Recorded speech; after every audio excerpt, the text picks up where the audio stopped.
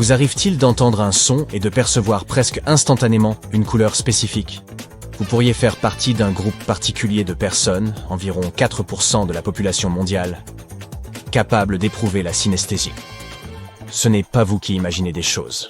Une nouvelle étude tente à démontrer que la synesthésie est bien réelle, et des scanners du cerveau en attestent. Lorsque ces personnes synesthésiques entendent des couleurs, les scans révèlent que les parties de leur cerveau liées à la vue et au son communiquent entre elles. Étant donné que la synesthésie semble être de nature génétique, certains chercheurs ont choisi 3 familles où cette caractéristique était présente. Ils ont ensuite joué avec le séquençage de l'ADN et comparé les gènes des membres synesthésiques d'une même famille à ceux qui en étaient dépourvus. Ils n'ont toujours pas complètement cerné cette caractéristique unique, mais ils sont parvenus à la restreindre à quelques 37 gènes possibles. Parfois, après une sieste dans une position inconfortable, vous avez peut-être ressenti des picotements ou un engourdissement dans votre bras ou votre jambe. Vous pourriez penser que cela a tout à voir avec une mauvaise circulation sanguine. Mais en fait, cela pourrait être dû à une petite chose que l'on appelle la paresthésie. C'est lorsque votre corps commence à ressentir des sensations inhabituelles parce que vos nerfs sont comprimés ou irrités. La paresthésie peut vous donner n'importe quoi. D'une sensation de brûlure à cette sensation gênante que votre bras ou votre jambe ne répond plus du tout. Elle pourrait même y ajouter des démangeaisons ou ces bons vieux fourmillements caractéristiques. Normalement, cela ne devrait pas vous prendre plus de 30 minutes. Secouez vigoureusement la partie du corps affectée, et cela pourrait accélérer le processus. Si cela dure plus longtemps, ou si vous avez des épisodes répétés de paresthésie sans raison apparente, il est préférable de consulter un spécialiste pour s'assurer que tout va bien. Vous savez ce qui vaut également la peine d'être vérifié? Si vous avez déjà donné un pouce bleu à cette vidéo, et si vous êtes abonné à la chaîne. Vous savez, juste pour être sûr de ne rien manquer. En temps normal, vous ne pensez jamais à votre estomac ou à toute la chimie qu'il contient. Pouvez-vous imaginer si un jour cette substance disparaissait tout simplement? Elle contient de l'acide chlorhydrique qui est également utilisé dans les engrais, le caoutchouc et l'acier. Si jamais vous l'inhalez, vous aurez de sérieux problèmes de respiration et dans votre nez. Chaque fois que vous mâchez quelque chose, votre estomac commence à produire ces sucs gastriques. Ils sont utiles car ils peuvent décomposer les protéines, activer la pepsine, éliminer toutes les bactéries que vous avez pu avaler sans même le savoir, et signaler à votre nourriture de se diriger, vers la sortie.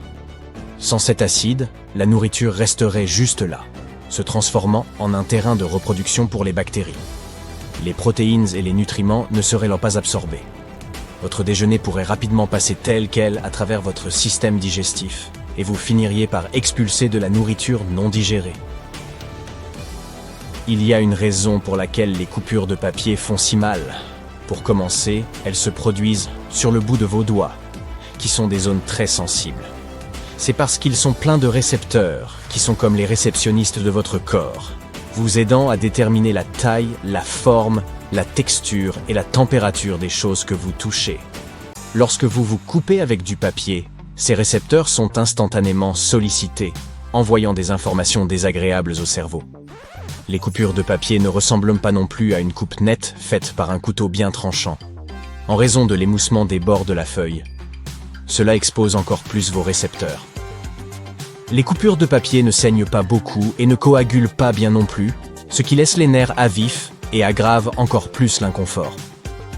Nous utilisons toujours nos mains, donc ces coupures continuent de se rouvrir, prenant un temps infini pour guérir. Le papier est souvent traité avec des produits chimiques qui peuvent irriter votre peau de surcroît. Le déjà-vu semble frapper de nulle part. Vous n'êtes pas un sorcier et vous ne communiquez pas non plus avec les esprits de l'au-delà. C'est simplement votre cerveau qui fonctionne mal. Selon les médecins, le déjà-vu se produit lorsque 2 parties du cerveau ont un peu de mal à se comprendre. Ces 2 parties sont situées de chaque côté de votre crâne, juste au-dessus de vos tempes. Elles sont un peu comme les cartes mémoire de votre cerveau et vous aident à vous souvenir de certaines choses, comme les lieux ou le visage des autres personnes. Elles décortiquent même les émotions et sont en charge du langage. Maintenant, dans chacune de ces zones du cerveau, que l'on appelle les lobes temporaux, existe une région appelée l'hippocampe. Celle-ci est responsable de la mémoire à court terme. Parfois, le cerveau peut rencontrer de petits dysfonctionnements, confondant l'hippocampe. C'est alors que nous ressentons le déjà-vu. Tout ce processus perturbe votre mémoire de reconnaissance, vous donnant cette étrange sensation que vous avez déjà été là auparavant, ou que vous avez déjà rencontré une personne que vous voyez pour la toute première fois. C'est un processus tout à fait normal, et vous êtes plus susceptible d'éprouver le déjà-vu si vous avez entre 15 et 25 ans. Il semble également que les personnes qui voyagent beaucoup ou ont la capacité de se souvenir de leurs rêves le ressentent plus souvent. Il est difficile d'imaginer qu'une civilisation tout entière puisse survivre sans que personne ne soit capable de voir. Cela semble fort improbable, et voici pourquoi. D'abord, imaginez essayer de cultiver des récoltes sans même pouvoir voir ce que vous faites. La préparation du sol deviendrait un cauchemar car, sans la vue, nous nous perdrions dans le premier champ de blé, sans aucun point de référence. Récolter ne serait-ce qu'un peu de cette nourriture ne serait pas non plus chose aisée. Des animaux pourraient se cacher partout prêts à nous nuire. La communication serait aussi compliquée, car nous ne serions pas capables de lire quelque chose sans le toucher. Même nos vies sociales seraient différentes. Sans yeux, nous devrions nous fier aux voix. Se confier à quelqu'un sans savoir qui d'autre écoute? Merci bien. Si vous avez déjà mangé un piment très épicé, vous savez qu'il n'est pas techniquement chaud, en termes de température. Alors pourquoi a-t-on l'impression qu'il nous brûle, même s'il vient tout juste de sortir du réfrigérateur? Eh bien, les aliments épicés contiennent des composés chimiques qui trompent notre corps pour qu'il altère son thermostat interne. D'abord, nos lèvres et notre langue ont la sensation d'être en feu. Ensuite, notre nez commence à couler et l'on peut même verser une larme ou deux. Les vaisseaux sanguins se dilatent et soudain, notre température corporelle augmente. Pour refroidir les choses, on commence alors à transpirer. Nos poumons peuvent également participer et signaler à notre diaphragme de produire des hoquets, dans le but de chasser cet irritant intrus. Dans la plupart des cas, tous ces déclencheurs corporels sont causés par une substance appelée capsaïcine, souvent trouvée dans les piments forts comme le habanero et le piment de Cayenne. Même si nous avons parfois l'impression de bouger pendant que nous rêvons, ce n'est pas le cas grâce à un système complexe dans notre corps. Celui-ci empêche nos muscles de faire toutes sortes de choses extravagantes liées aux folles histoires que notre cerveau pourrait inventer pendant la nuit. Il s'avère que l'essentiel de cette chimie cérébrale se produit pendant la phase de sommeil paradoxal, ou REM, environ 90 minutes après que vous vous soyez endormi. Pendant cette phase, votre cerveau connaît des rêves parmi les plus étranges, tandis que vos muscles volontaires, comme vos bras et vos jambes, sont désactivés. Ce blocage musculaire est la raison pour laquelle certaines personnes se réveillent et ne peuvent pas bouger, éprouvant ce qu'on appelle la paralysie du sommeil. Le grand mystère était de savoir comment les muscles entraient dans cet état de paralysie. Au début, les chercheurs pensaient que la glycine, un neurotransmetteur, en était responsable. Les recherches ont montré que même si l'on bloquait la production de glycine, les muscles restaient figés. Il a fallu un peu plus de temps aux scientifiques pour découvrir que pour maintenir ces muscles immobiles, il faut à la fois de la glycine et une autre substance chimique de communication, appelée GABA. Nous ne sommes pas aussi velus que nos ancêtres, mais nous avons toujours la chair de poule quand nous avons froid. C'est à cause de ces petits muscles dans nos follicules pileux, appelés muscles érecteurs du poil, qui tirent ces derniers vers le haut. Pour les animaux à fourrure, cette caractéristique les aide à rester au chaud, mais pour nous, elle n'accomplit pas grand-chose en termes de chaleur. Cependant, nous et quelques autres créatures moins poilues avons conservé cette capacité au fil des ans. Des expériences ont été menées pour en savoir plus sur cette chair de poule. On a trouvé 3 acteurs clés, ces muscles érecteurs du poil, les nerfs sympathiques et les follicules pileux. Lorsqu'on a tenté d'influer sur les nerfs, la croissance des poils a ralenti. Ces nerfs et nos follicules pileux travaillent de concert, créant des synapses chimiques. Ainsi, la chair de poule n'est pas seulement une solution rapide pour surmonter une basse température. Elle pourrait aussi communiquer à nos cellules souches de faire pousser plus de poils à long terme. C'est pourquoi la perte de ces cellules musculaires pourrait être liée à la calvitie. J'ai dressé une liste des sites abandonnés les plus effrayants du monde. Il y a de tout, des gratte-ciel fantômes aux vieux parcs d'attractions. On fait un tour ? Si tu as vu Shooter Island de Martin Scorsese, tu sais que certaines îles peuvent être extrêmement sinistres. Même si cet endroit abandonné ressemble au décor d'un film d'horreur, il est on ne peut plus réel. L'île dite de Hashima se trouve à 15 km de la ville de Nagasaki. Elle est abandonnée depuis près de 50 ans.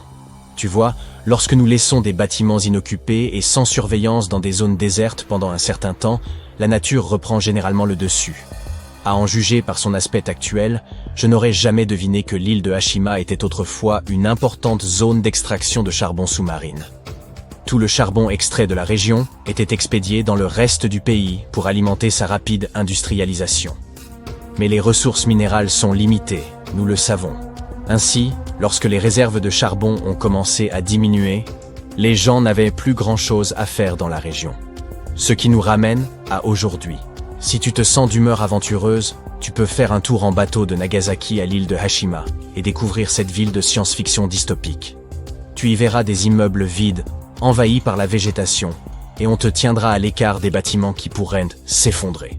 Une excellente idée pour un dimanche, n'est-ce pas? Voilà ce que j'appelle Disney, mais avec une touche sombre. En 2014, un groupe de promoteurs s'est dit que ce serait une bonne idée de construire une luxueuse cité de châteaux à la Disney au milieu d'une forêt turque. Ils visaient les riches Européens disposant de sommes allant de 370 à 500 000 euros à investir dans leur folle entreprise. Comme la cité était construite près d'une ville connue pour ses sources chaudes, les propriétaires de ces luxueuses villas disposeraient même de leur propre jacuzzi.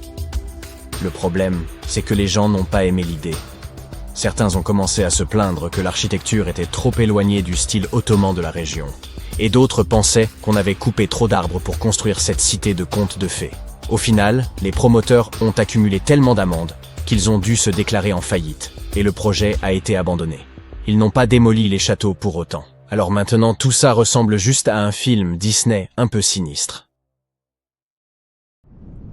Les gratte-ciel, c'est bien, mais as-tu déjà vu le plus grand gratte-ciel fantôme du monde? Le Golden Finance 117 était censé être la pièce maîtresse du Golden Metropolitan Scheme, une ville artificielle tentaculaire appartenant au milliardaire Pan Sutong. Cette mini-ville devait être un centre résidentiel et commercial, à quelques minutes seulement du centre-ville de Tianjin. Elle devait être composée de manoirs de style français et italien, d'un club de polo et même d'un musée du vin. Les promoteurs avaient l'intention d'attirer les super riches. Le bâtiment de 128 étages était considéré comme le joyau de la mini-ville. Et je veux dire littéralement, le sommet du bâtiment devait avoir la forme d'un diamant. La construction a commencé en 2008 et elle n'est toujours pas terminée. Le projet global était estimé à 10 milliards de dollars américains. Mais en raison de plusieurs événements malheureux, il ne s'est jamais entièrement concrétisé. Certains disent que tout ça était probablement voué à l'échec dès le départ. Car les gens qui pouvaient se permettre de vivre dans un tel endroit ne désiraient pas habiter dans une ville industrielle de second rang. Et comme tu t'en souviens peut-être, il y a eu une grande récession économique en 2008. Ça a vraiment ralenti les choses. Malgré tout, ce gratte-ciel fantôme était le 5e bâtiment le plus haut du monde à l'époque. Si tu devais choisir 3 mots synonymes d'utopie, lesquels choisirais-tu? Je dirais par exemple bonheur, paix et abondance. Cette ville censée être utopique ne pourrait pas être plus éloignée de ses qualités. Bienvenue dans le désert de Mojave, en Californie. Tu vois le quadrillage de la ville sur le sol sablonneux? Ces lignes sont les vestiges d'un projet qui n'a jamais atteint son stade final. Cette ville était censée s'appeler California City. Cette ville utopique a été imaginée par Nat Mendelsohn, un professeur d'université qui a beaucoup étudié l'urbanisme. Le projet a commencé à la fin des années 50 lorsqu'il a acheté plus de 32 000 hectares de terre dans le désert. Il voulait créer un lieu où les familles s'épanouiraient. À l'époque, les logements étaient abordables et la ville était équipée d'options de loisirs telles qu'un terrain de golf, une piscine et des terrains de jeu. Des gens ont commencé à acheter des terrains, mais le projet a été interrompu. Du coup, si tu sors de Los Angeles en voiture, tu verras peut-être un petit îlot de maisons, une infime partie de ce que California City devait devenir. Selon toi, quel pays européen regorge de lieux abandonnés? Si tu as répondu l'Espagne, alors bravo. En voici quelques-uns. Ce qui était autrefois prévu pour être un centre de villégiature de luxe est maintenant un havre de graffiti. L'endroit a commencé à être construit en 1969, mais à peine un an plus tard, les travaux ont été abandonnés. On trouve aussi à Ibiza le Festival Club. Tu vois, Ibiza n'a pas toujours été un lieu de fête. Ce club a ouvert ses portes en 1972, mais 2 ans plus tard, l'Espagne a vécu une grande crise pétrolière, et de moins en moins de touristes sont allés visiter l'île. Le club a fini par être abandonné, et aujourd'hui, on y vient surtout pour admirer les graffitis. L'extérieur des maisons est en parfait état. Difficile donc de croire qu'elles sont en réalité abandonnées. Selon l'explorateur qui les a trouvées, elles auraient été livrées à ce triste sort en 2008. Encore une fois, cette terrible année de récession économique. L'entreprise qui les a construites a fait faillite au cours du dernier trimestre de la construction et a dû abandonner le projet à sa toute dernière étape. Quelle triste fin. À Miami Beach, tu trouveras un luxueux hôtel abandonné qui a jadis accueilli un concert des Beatles. À la fin des années 1950, c'était le lieu de prédilection de célébrités telles que Frank Sinatra. Aujourd'hui, le complexe Deauville a été démoli. Il a été fermé en 2007 après qu'un incendie a endommagé certaines structures du bâtiment. Pendant un certain temps, ils ont décidé de laisser l'hôtel tel qu'il était, avec ses meubles et ses souvenirs encore à l'intérieur. Voyons à quoi il ressemblait. L'entrée principale et le hall dégageaient une belle ambiance de style années 50. La cuisine était encore équipée de vaisselle et de couverts, les salles de bain avaient des cabines et des sèche-cheveux, et des clés électroniques jonchèrent le sol un peu partout. C'est dans la grande salle de bal de l'hôtel que la magie opérait. En 1964, les Beatles y ont donné un concert durant lequel des milliers de fans sans billets ont attendu à l'extérieur, espérant apercevoir les stars. Le Deauville a peut-être joué un rôle important dans l'histoire culturelle américaine. Mais aujourd'hui, ce n'est plus qu'un site abandonné. Il ne fait aucun doute que certains des endroits abandonnés les plus intéressants au monde sont d'anciens parcs d'attractions. Les parcs d'attractions sont généralement remplis de rires et de moments joyeux. Mais pas ceux-là. Le Nara Dreamland devait être le Disney World du Japon, mais le projet a complètement échoué. Aujourd'hui, tout ça n'est plus qu'un rêve. Si tu l'avais visité avant sa démolition, voilà ce que tu aurais vu. Ton cœur battait plus vite que d'habitude lorsque tu passais devant ces montagnes russes couvertes de brouillard. C'était censé être le Cervin? Eh oui, tout dans cet endroit criait « Enfuyez-vous !» Mais on est curieux. Jonchant le sol du parc, des bobines de billets et des animaux en peluche défigurés. Envie d'entrer dans un restaurant vide? C'est bizarre comme les tables et les tabourets ont été laissés à leur place. Dans ce qui était autrefois une boutique de souvenirs, il y avait des étagères vides et un distributeur de billets à l'ancienne. Alors, toi aussi tout cela t'a troublé. Quelle frayeur! Les pilotes ne sont pas autorisés à prendre des repas identiques lorsqu'ils travaillent. Imagine que tu es sur un vol transocéanique, l'avion survole l'océan Pacifique. Les hôtesses de l'air distribuent les repas du soir. Tout le monde se régale avec les pâtes. Mais la sauce a un goût un peu bizarre. C'est probablement normal. Après tout, on mange un repas d'avion.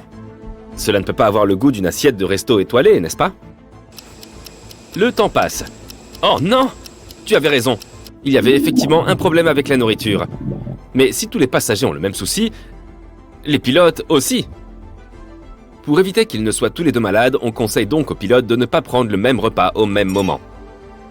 Ainsi, si un pilote se sent mal, l'autre peut prendre le relais.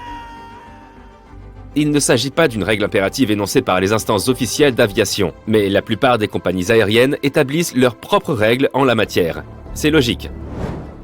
Les agents de bord ont accès à des équipements cachés tels qu'un défibrillateur, de l'oxygène supplémentaire, un extincteur et du ruban adhésif. Mais l'équipement le plus intéressant qu'ils possèdent, ce sont sans aucun doute les menottes. Ces objets sont là pour protéger les passagers des autres et parfois d'eux-mêmes. En fait, les membres du personnel navigant ont tout ce qu'il faut pour neutraliser un éventuel fauteur de troubles. Les lunettes de soleil Aviator ont l'air cool sur les pilotes dans les films. Mais dans la vraie vie, ils ne portent pas de lunettes polarisées. Tout d'abord, elles ont un effet anti-éblouissement. Cela peut causer quelques problèmes dans le cockpit. Un pilote doit pouvoir lire les instruments, mais les équipements du cockpit, comme les écrans LCD, émettent une lumière polarisée. Un pilote portant ces lunettes ne pourra donc pas lire les écrans avec une efficacité de 100%.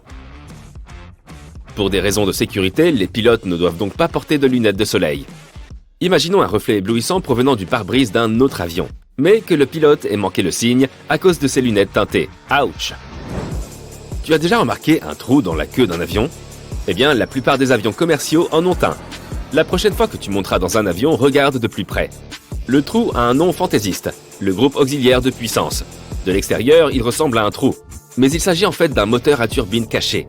La plupart du temps, l'APU reste éteint pendant tout le vol. Il commence à fonctionner lorsque l'avion atterrit. Il alimente les lumières de la cabine, l'air conditionné et tout l'électronique du cockpit. Mais ne sous-estime pas la performance de l'APU. Il peut également fournir la puissance nécessaire au démarrage des moteurs principaux. Tu viens de regarder une vidéo de Sympa et tu as appris ce que signifie l'APU, une manière parfaite de démarrer une conversation en soirée. Malheureusement, tu n'es pas d'humeur bavarde. Tu veux juste prendre l'avion, atterrir et commencer tes vacances. Mais pas de bol, il n'y a qu'une seule porte pour embarquer. Et tu es en queue de peloton. Pourquoi les avions n'ont-ils pas systématiquement plusieurs portes? Selon les spécialistes, le principal problème est que la passerelle prend beaucoup de place. Lorsqu'un avion est chargé par l'avant et par l'arrière, il occupe 2 passerelles. Ce qui n'est pas idéal pour les exploitants. Les aéroports récemment rénovés ou construits ont cependant tendance à avoir un double embarquement par rapport aux anciens terminaux. Changement de décor. Sautons dans un bateau de croisière. Il y a des passages cachés et des portes secrètes dans ces bateaux. Ce sont des secrets d'initiés. Le personnel du navire travaille le plus souvent dans sa zone réservée. Comment un employé peut-il se rendre d'un endroit à un autre sans utiliser les escaliers et les portes utilisées par les passagers? Eh bien, il existe un réseau de couloirs et d'escaliers tout autour du navire utilisé uniquement par l'équipage. Je suis sérieux quand je parle de portes secrètes. Elles se confondent avec les murs. Elles passent donc inaperçues pour ceux qui ne savent pas où se trouve la porte. Peut-être que tu peux tomber dessus par accident. Voici un indice. Fais attention aux murs près des escaliers des clients. Elles sont dans le coin. Dis-toi que ces gigantesques bateaux de croisière sont en fait des objets métalliques flottants. Ceci me conduit à une anecdote amusante sur les cabines de croisière. Les parois de la cabine du bateau de croisière sont magnétiques. Imaginons que tu fasses une croisière d'1 mois à travers plusieurs pays. Tu collectionnes des aimants sur le thème de la destination et tu décores ta cabine. Les vrais amateurs de croisière connaissent cette magie des aimants. Ils placent donc quelques crochets magnétiques dans leur bagage. Astuce, utilise aussi les crochets magnétiques pour ajouter des rangements supplémentaires dans ta cabine. Accroche des vêtements et des accessoires, des cartes postales ou des chapeaux, ce que tu veux. Parlons encore de navires. Pourquoi certains vaisseaux et bateaux ont-ils des petits trous qui laissent échapper l'eau en permanence? Pour garder la cale exempte d'eau. L'eau s'accumule au fil du temps dans la cale et la pompe de la cale l'évacue automatiquement. Les bateaux n'ont pas de phare. L'utilisation d'un phare pourrait pourtant empêcher les accidents, non? S'il fonctionne pour les voitures, pourquoi pas pour les navires? Les phares sont la source de lumière, mais la lumière qui en sort rebondit sur la source lumineuse à un moment donné. Avec les voitures par exemple, les phares fonctionnent parce que la zone à éclairer est étroite et que l'on peut facilement intervenir si l'on voit un obstacle sur la route. Pour les bateaux, c'est extrêmement compliqué. La source lumineuse doit être suffisamment puissante pour éclairer la zone que le capitaine souhaite surveiller. Les gros cargos, par exemple, ont besoin de plus d'1 kilomètre pour s'arrêter ou prendre des décisions. De plus, il faut imaginer à quel point la lumière du navire doit être plus intense pour éclairer toute la zone située devant lui. Les navires se repèrent à l'aide de différentes sortes de feux appelés feux de navigation. Ils sont petits mais pratiques. Ils sont disposés de manière standardisée pour que les bateaux puissent se repérer les uns les autres. Ce qui est fascinant, c'est qu'ils ne servent pas seulement à se repérer dans l'obscurité. Ils indiquent aussi les mouvements et les directions des autres navires. Voici un exemple. Imagine un bateau équipé de 2 feux de navigation. Celui de l'avant est plus bas, près du plancher du navire. L'autre, à l'arrière, est en hauteur. Ce qui signifie que le bâtiment va vers la droite. Il peut passer en toute sécurité à côté des autres sans les heurter. Les trains n'ont pas de ceinture de sécurité. Un peu bizarre, non? Chaque fois qu'il y a un accident lié au train, cette question revient sur le tapis. Presque partout dans le monde, on ne trouve pas de ceinture de sécurité dans les trains. Plusieurs études ont été réalisées sur ce sujet. Certaines d'entre elles ont créé des simulations d'accidents. Et les résultats ont été surprenants. L'utilisation de la ceinture de sécurité dans un train pourrait en fait potentiellement augmenter le nombre de blessures. Dans les voitures, les ceintures de sécurité sont très efficaces pour protéger le passager et sont systématiquement utilisées. La logique qui sous-tend la ceinture de sécurité est de protéger la personne lorsqu'une collision entraîne une décélération rapide. Mais les trains ont un tel élan qu'ils ne s'arrêtent pas immédiatement. Dans un avion, les passagers utilisent une ceinture de sécurité au décollage, à l'atterrissage et en cas de turbulence. Ce n'est pas le cas pour les trains. Entrer et sortir d'une gare ne présentent pas un risque élevé. Les experts estiment que la concentration du conducteur et les entretiens réguliers constituent les meilleurs moyens pour renforcer la sécurité ferroviaire. À présent donc, tu voyages en train, tu regardes par la fenêtre. Il y a de petites pierres le long des voies ferrées pour t'accompagner dans ton voyage. Ces pierres sont officiellement appelées ballast de voies ferrées. Elles remplissent une fonction très importante. Elles soutiennent et entretiennent la voie. Mais elles ne sont pas là par simple coïncidence. Maintenant, regarde les pierres de plus près. Tu peux remarquer qu'il n'y en a pas une bien taillée sur les voies. Ce ne sont pas des pierres ordinaires disposées de manière aléatoire sur les rails. Chaque rocher présente des arêtes vives et abruptes. Ces arêtes s'accrochent les unes aux autres. Elles protègent le chemin de fer contre les chocs violents. Elles facilitent l'écoulement de l'eau en cas de forte pluie et empêchent l'herbe et les autres mauvaises herbes de pousser. Maintenant, imaginons qu'on les remplace par des cailloux ronds. Ils vont glisser vers le bas. Finalement, le ballast s'écroulera et les voies s'effondreront. C'est bien la dernière chose que l'on souhaite, surtout si l'on est un passager de ce train, pas vrai ? Découvrons quelques faits impressionnants sur les poisons. Non, ce n'est pas une énième vidéo avec le top 10 des animaux les plus venimeux. On en citera plusieurs ici, mais ce n'est pas là qu'on veut en venir. Nous allons découvrir la nature même de ces substances, qui sont dangereuses pour la plupart des créatures vivantes. Il y a 2 verres devant vous. Le premier est rempli de lait caillé, et l'autre contient le venin de l'un des serpents les plus dangereux au monde, la vipère aspic. Selon vous, quel est le liquide qui pourrait avoir les pires conséquences sur votre santé? La bonne réponse est le lait caillé. Il peut causer des ballonnements, une indigestion et des brûlures d'estomac. Mais si vous buvez le venin de ce serpent, rien ne se passera. À vrai dire, cette substance est un type particulier de protéine. Et les sucs gastriques décomposent celle-ci comme tout autre aliment.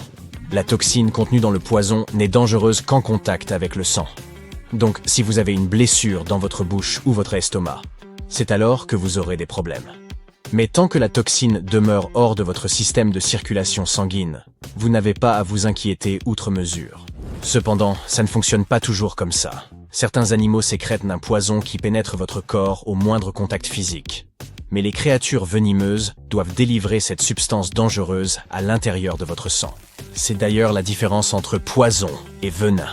Dans le premier cas, il s'agit d'animaux qui peuvent vous empoisonner de façon passive, si vous les touchez par exemple. Ils ne fournissent aucun effort et le poison est constamment libéré par leur corps. La grenouille dendrobate vénéneuse se contente ainsi de se balader dans les jungles d'Amérique du Sud et n'attaque jamais personne. Mais tout le monde a peur de la toucher, car sa peau sécrète l'un des poisons les plus dangereux sur Terre. Les particules toxiques contenues dans le poison de ces batraciens sont si infimes qu'elles passent facilement à travers les pores de votre peau et provoquent une violente réaction dans votre corps. Mais les particules de toxines des animaux venimeux sont plus grosses et ne peuvent pénétrer dans votre corps que par injection. Ces créatures mordent et piquent pour délivrer le venin dans le sang. Les serpents venimeux, les guêpes, les araignées et autres créatures utilisent leur venin pour attaquer leur proie. Les grenouilles ou les poissons venimeux, recouverts d'une peau empoisonnée, utilisent aussi des toxines pour se défendre. Voilà la différence. L'une des créatures les plus venimeuses au monde est la méduse boîte. Lorsqu'elle pique, elle injecte une puissante toxine à son ennemi, affectant le système nerveux et les cellules de la peau. Elles sont dangereuses non seulement pour les créatures marines, mais aussi pour l'homme. Cette toxine agit rapidement et peut entraîner de graves problèmes de santé en quelques minutes. L'une des créatures les plus toxiques au monde, outre la grenouille dendrobate, est le poisson globe. Et oui, le célèbre fugu japonais. Beaucoup ont probablement entendu dire que si le cuisinier préparait ce poisson de manière incorrecte, il pouvait être toxique, même après la cuisson. La toxine de ce poisson est 1000 fois plus puissante que le cyanure, et la quantité de poison contenue dans un seul poisson globe en recèle suffisamment pour nuire gravement à plusieurs dizaines de personnes. Lorsque le poisson perçoit un danger, il se gorge d'air et d'eau et augmente de volume. Dans cet état, ces épines, qui contiennent la toxine, deviennent encore plus dangereuses. Alors, ne touchez jamais ce poisson si vous le croisez dans la mer. Il existe un 3e type d'utilisation du venin, qui porte le nom de compétition intraspécifique. On la retrouve chez les mammifères venimeux comme l'ornithorynque d'Australie. Il y a de petits ergots dans leurs pattes qui sécrètent des toxines. Un ornithorynque peut ainsi paralyser un adversaire d'un seul coup de pied. Mais ces animaux utilisent également leur poison lors de la compétition qu'ils se livrent avant la reproduction. Leur corps renforce ses propriétés toxiques pour vaincre ses concurrents pendant l'affrontement pour une femelle. Les 2 mâles luttent pour s'affaiblir mutuellement. Celui dont le poison est le plus efficace remporte alors la bataille. Certains animaux doivent mordre et piquer pour utiliser leur venin, tandis que d'autres attendent simplement d'être touchés quelqu'un d'autre. Mais que dire de cette petite créature qui libère son poison au moyen d'une fléchette? Voici le cône marin. Il se cache à l'intérieur de sa maison et attend qu'un petit poisson nage plus près. Ensuite, il libère un harpon toxique depuis sa trompe et paralyse le malheureux poisson. Ensuite, le cône avale sa proie tout entière, comme un anaconda. Le venin de ce petit animal est également dangereux pour les humains, car il provoque de graves troubles respiratoires, de vision, ainsi que de nombreux autres problèmes. D'un autre côté, la substance contenue dans le poison du cône marin est utilisée en médecine pour fabriquer un puissant analgésique. Et ce n'est pas le seul cas d'un venin d'origine animale qui soit employé en médecine. Un lézard venimeux, répondant au nom de monstre de Gila, libère une neurotoxine produite par ses glandes salivaires lorsqu'il mord. À cause de ce venin, la morsure de cet animal est considérée comme l'une des plus douloureuses au monde. Les personnes qui ont été attaquées par un monstre de Gila ont dit avoir ressenti une sensation comparable à de la lave en fusion qui coulerait dans leurs veines. Cependant, même un poison aussi terrible peut être utile aux humains. Les scientifiques y ont découvert une hormone capable de traiter efficacement le diabète. Certains poisons engendrent une paralysie musculaire, d'autres peuvent créer des problèmes respiratoires, et d'autres encore augmentent la pression artérielle. Mais pourquoi sont-ils tous différents ? Toutes ces variations dépendent de la proie que chassent les animaux venimeux. Par exemple, la plupart des vipères se nourrissent de petits mammifères au métabolisme rapide. En conséquence, les reptiles ont développé un venin qui perturbe la coagulation du sang, entraînant une perte rapide du contrôle corporel pour un lièvre en pleine course. Cependant, pour les animaux à sang froid, une telle stratégie serait bien moins efficace. C'est pourquoi certains types de cobras produisent un venin neurotoxique qui peut perturber la transmission à l'intérieur du système nerveux. Une telle substance frappe efficacement les organismes des créatures à sang froid. Tout cela suggère que les créatures venimeuses et toxiques adaptent leurs toxines en fonction de leur habitat. C'est pourquoi les venins de la même espèce peuvent varier autant. Si une vipère vous mordait dans une certaine région, un antidote provenant d'une autre région pourrait ne vous être d'aucune utilité. Dans les endroits où les conditions de survie sont plus ardues, les serpents peuvent co-développer un venin plus dangereux pour repousser les attaques ennemies ou attraper des proies rapides. Mais ce principe fonctionne également dans l'autre sens. Mettez un groupe de serpents dans un environnement où ils peuvent facilement attraper de la nourriture et n'ont pas à se défendre contre d'autres animaux. Ce type de serpent peut finalement devenir non venimeux. C'est parce que la production de venin est un processus complexe qui nécessite beaucoup d'énergie et de ressources de l'organisme. Et si les conditions n'exigent pas l'utilisation d'une telle substance, alors les serpents arrêteront de la produire. Cela s'est produit avec les serpents de mer. Ce sont certains des animaux les plus venimeux sur Terre qui chassent les poissons à même l'océan. Comme leurs proies étaient beaucoup plus rapides qu'eux, ils ont dû développer un puissant venin qui paralyserait rapidement les poissons. Mais une espèce de serpent de mer a arrêté de se nourrir de cette façon. Au lieu de chasser les poissons, ils ont commencé à manger leurs œufs. Cette proie ne s'enfuit pas, de sorte que les serpents n'ont plus besoin de venin. En bout de compte, ils ont cessé d'en produire. Combien d'animaux sur Terre pensez-vous être venimeux ou toxiques? Selon les calculs des scientifiques, environ 15 à 20%. Mais il est probable que ce chiffre soit bien plus élevé, car nous n'avons pas entièrement étudié toute la biodiversité de notre planète. Fait intéressant, presque toutes les espèces d'animaux ont un parent venimeux ou toxique. Même parmi les mammifères, l'ornithorynque n'est pas la seule créature venimeuse. Le lori-ilan semble être un animal aussi mignon qu'inoffensif. Et pourtant, ce primate d'Asie du Sud-Est injecte du venin avec ses dents lors d'une morsure. De plus, certaines espèces de musaraignes produisent du venin de la même manière pour paralyser leur proie. Et les chauves-souris vampires sont les seuls mammifères volants venimeux dans le monde entier. D'accord, nous avons vu un grand nombre d'animaux venimeux et toxiques aujourd'hui. Mais qu'en était-il dans le passé? De nombreux scientifiques pensent que des dinosaures venimeux arpentaient la Terre il y a des millions d'années. Certaines études tendent à confirmer cette hypothèse. Les glandes et tissus venimeux de ces redoutables reptiles n'ont pas survécu jusqu'à nos jours. Mais dans les dents de certains dinosaures, les scientifiques ont trouvé de petites fissures que les serpents et les lézards venimeux modernes présentent également. Il est donc possible que des monstres jurassiques aient utilisé ces trous au travers desquels ils sécrétaient leur venin. Les pneus du train d'atterrissage n'éclatent pas car ils sont conçus pour une charge 4 à 5 fois supérieure à celle qu'ils subissent lors de l'atterrissage. La roue elle-même peut se casser, mais le pneu n'éclate pas. Cette petite astuce basée sur la psychologie comportementale peut t'aider à choisir la file la plus rapide à l'aéroport. S'il y a plusieurs lignes à l'enregistrement, opte pour celle de gauche. Tu devrais arriver plus rapidement au comptoir de cette façon. La plupart des gens sont droitiers et choisissent intuitivement le côté droit.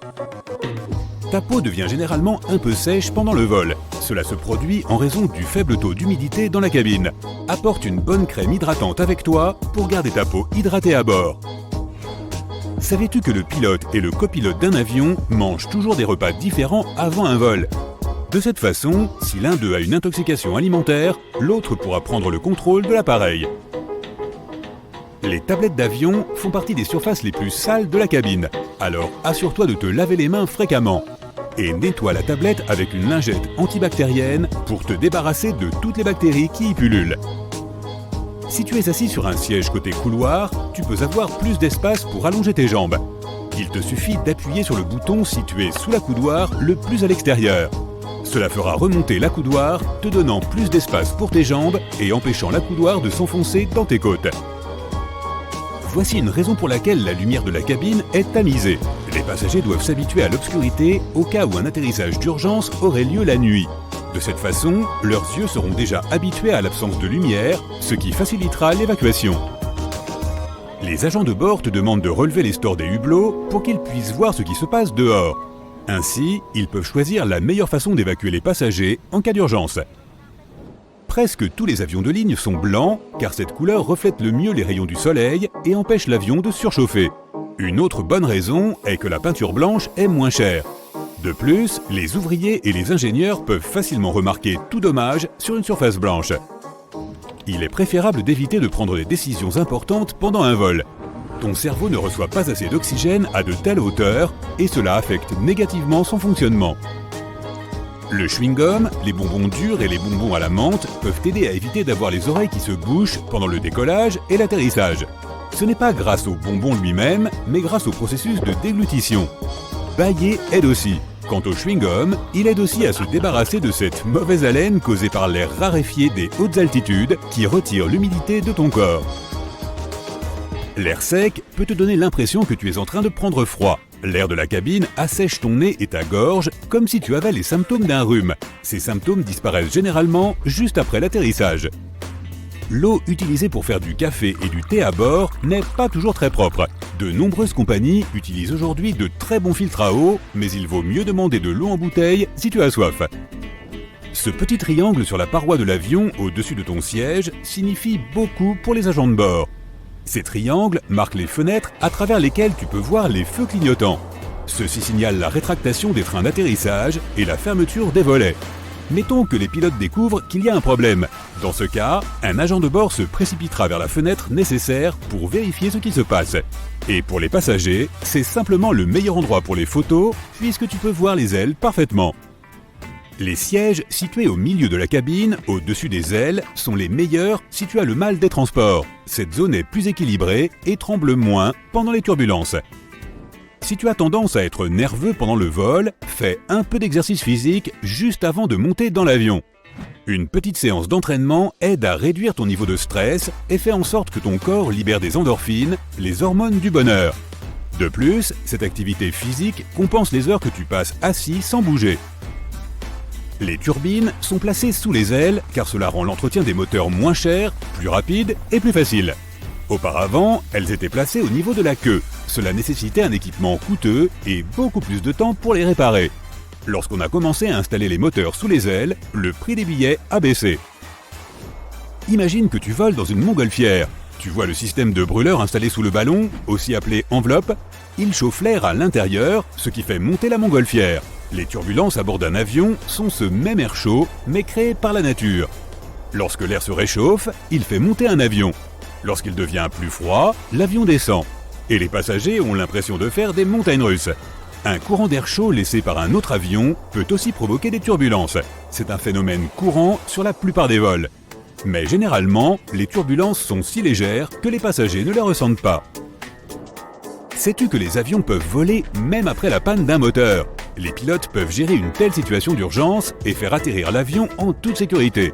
Les passagers peuvent ressentir une légère inclinaison pendant le vol, mais dans la plupart des cas, ils ne savent même pas que l'avion vole avec un seul moteur. Tes yeux reçoivent l'oxygène directement de l'air. Il n'est pas acheminé par le sang. Tes yeux peuvent donc être un peu secs pendant le vol, mais des gouttes pour les yeux dans ton bagage cabine, elles t'aideront à garder tes yeux humides. Il est interdit de transporter de grands volumes de liquide à bord car certaines substances dangereuses peuvent facilement être dissoutes dans l'eau. Si un avion doit amérir, ses ailes deviennent des bouées de sauvetage. Les réservoirs de carburant vides aident aussi les avions à flotter. D'ailleurs, il peut s'écouler de 10 à 60 heures avant que l'avion ne coule. Tout dépend du modèle, des conditions météorologiques et de la compétence des pilotes. Ces hôtesses de l'air souriantes que tu rencontres lorsque tu entres dans la cabine cachent généralement leurs mains derrière leur dos. Elles comptent les personnes qui entrent dans l'avion pour s'assurer que tous les passagers soient à bord. Malgré tout ce que les gens disent sur la nourriture dans les avions, elle n'est en réalité pas si mauvaise. Le problème, c'est ton sens du goût, qui n'est plus aussi performant car l'air de la cabine rend ta bouche sèche. Il émousse aussi ton odorat. C'est pourquoi les compagnies aériennes ajoutent beaucoup d'épices et de sel à leurs repas. Est-il vrai que tes cheveux poussent plus vite pendant un vol? Pas vraiment. Les scientifiques n'ont pas réussi à le prouver. Ce mythe est apparu dans la première partie du XXe siècle, lorsque certains passagers ont remarqué que leur barbe avait davantage poussé pendant un vol. Il est normal que les gens aient des maux de tête pendant un vol, surtout juste après le décollage. Tu montes à une altitude plus élevée que le mont Everest en l'espace de 10 minutes environ. Ces changements se produisent trop rapidement pour que ton corps puisse s'adapter. Les ceintures de sécurité des avions sont placées au-dessus de ton ventre pour t'éviter d'être projeté contre le plafond en cas de turbulence. Lorsque cela se produit, l'avion commence à bouger de haut en bas et ta ceinture te maintient fermement.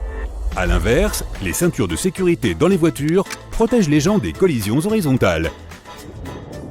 Les avions ont une protection spéciale contre la foudre. Même si elle frappe, les passagers ne la sentiront pas. Les avions sont recouverts d'un revêtement en aluminium qui conduit le courant électrique mais ne le laisse pas pénétrer à l'intérieur de l'avion. L'électronique et les réservoirs de carburant ont aussi une protection supplémentaire. Les sièges d'avion sont inconfortables parce que les compagnies aériennes essaient de faire entrer le maximum de passagers dans un avion. C'est pourquoi il y a si peu d'espace entre les sièges. 2 rangées supplémentaires signifient 12 passagers de plus. En outre, les compagnies fabriquent des sièges d'avion plus légers pour économiser sur les coûts de carburant. Même un poids supplémentaire, apparemment insignifiant, peut coûter des milliers d'euros à une compagnie aérienne.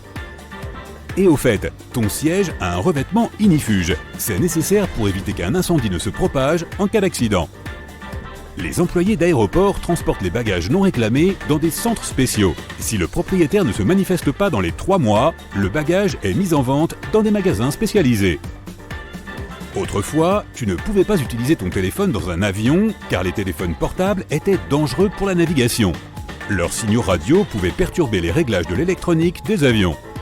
Les masques à oxygène tombent non seulement pendant les fortes turbulences, mais aussi lorsque la pression de l'air à l'intérieur de la cabine change radicalement. Les passagers ne risquent rien s'ils mettent leur masque à oxygène. Mais de tels cas sont considérés comme une urgence, et les pilotes font de leur mieux pour descendre rapidement à une altitude sûre, afin que les passagers puissent respirer sans masque à oxygène. En décembre 2014, un quartier entier de Budapest s'est trouvé recouvert de cristaux de glace. Les arbres de la zone n'ont pas pu supporter une telle pression et ont commencé à ployer sous leur poids. Il s'agissait d'un phénomène effrayant que l'on appelle le brouillard de glace. Lorsqu'il se produit, la température chute considérablement, gelant tout alentour, un peu comme les détraqueurs dans la saga d'Harry Potter. Et tout cela grâce à un chassé-croisé de température. Il n'affecte pas seulement le mobilier urbain, mais crée également des piliers fantomatiques et des halos qui brillent dans le noir. Le brouillard de glace se compose de minuscules cristaux de glace. Lorsque la température chute en dessous de moins 10 degrés Celsius, les gouttelettes d'eau dans l'air gèlent et se transforment en cristaux. Jusqu'ici, elles demeurent à l'état liquide, à moins qu'elles ne trouvent quelque chose sur quoi geler. Le brouillard de glace se forme généralement dans les régions les plus froides du monde, comme l'Arctique ou l'Antarctique. Budapest était pour le moins inattendu. Les gaz chauds et humides émis par les véhicules et les avions peuvent également créer du brouillard givrant. Un avion décolle par une journée froide, et bam, Il dégage tellement de brouillard givrant que l'avion suivant ne peut rien y voir. Cela se produit parfois.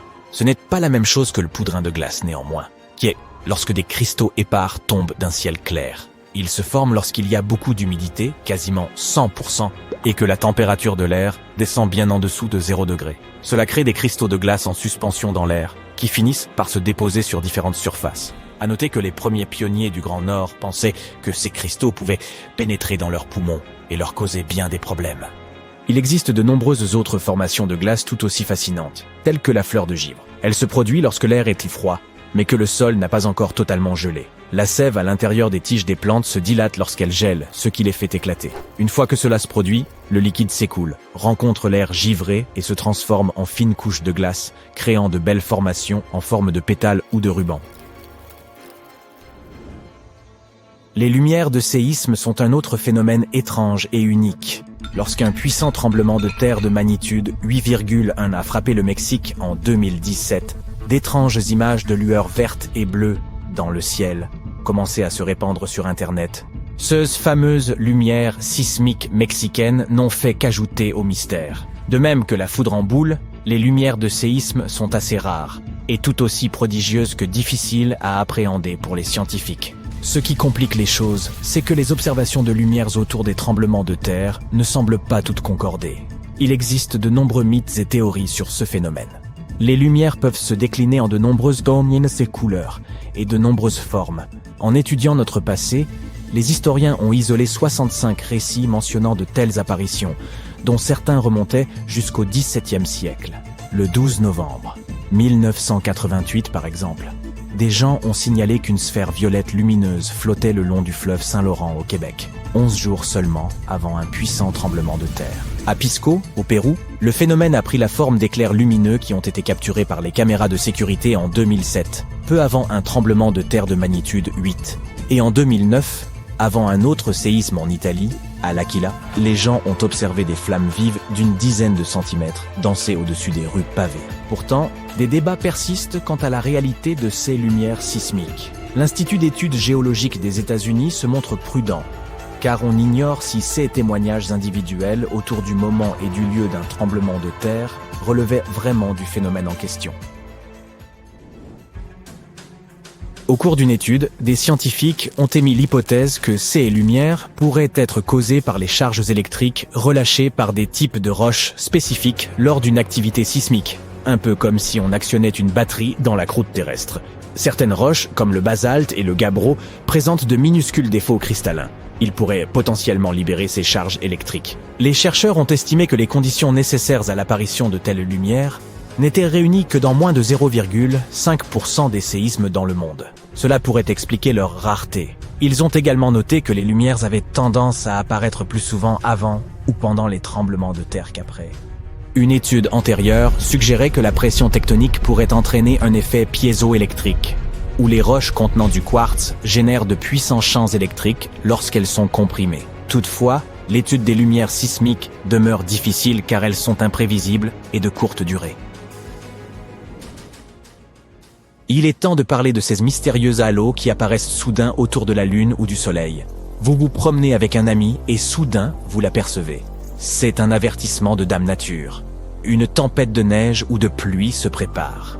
Ces halos se forment lorsque des milliards de minuscules cristaux de glace dans les nuages réfractent la lumière du Soleil. Résistez à la tentation d'admirer ce prodige à l'œil nu. Cela peut endommager vos yeux. Prenez des lunettes de soleil et observez-le pendant une quarantaine de minutes tout au plus. La nature nous envoie encore bien d'autres avertissements précoces. Si la mer se retire mystérieusement, révélant des coraux et des poissons, un tsunami pourrait être en approche. Faites également attention aux courants d'arrachement sur la plage. Et les requins pourraient s'aventurer plus loin qu'à l'accoutumée s'ils fuient une tempête. Vous sentez vos cheveux se dresser et vos bijoux vibrer, c'est la foudre qui pourrait s'abattre à proximité. Cherchez vite un abri. Les avalanches, les orages verts et les lacs proches des volcans présentent tous des dangers potentiels. La mer croisée est tout aussi dangereuse. Et pratiquer la spéléologie pendant une pleine lune pourrait bien vous coûter la vie. Si l'océan devient brun-rouge, évitez d'y nager. Il pourrait y avoir des algues toxiques dans l'eau. Les animaux détectent aussi les catastrophes. S'ils se comportent de manière étrange, prêtez-y attention. Une fascinante lueur bleutée se manifeste autour des îles Matsu lors des nuits d'été.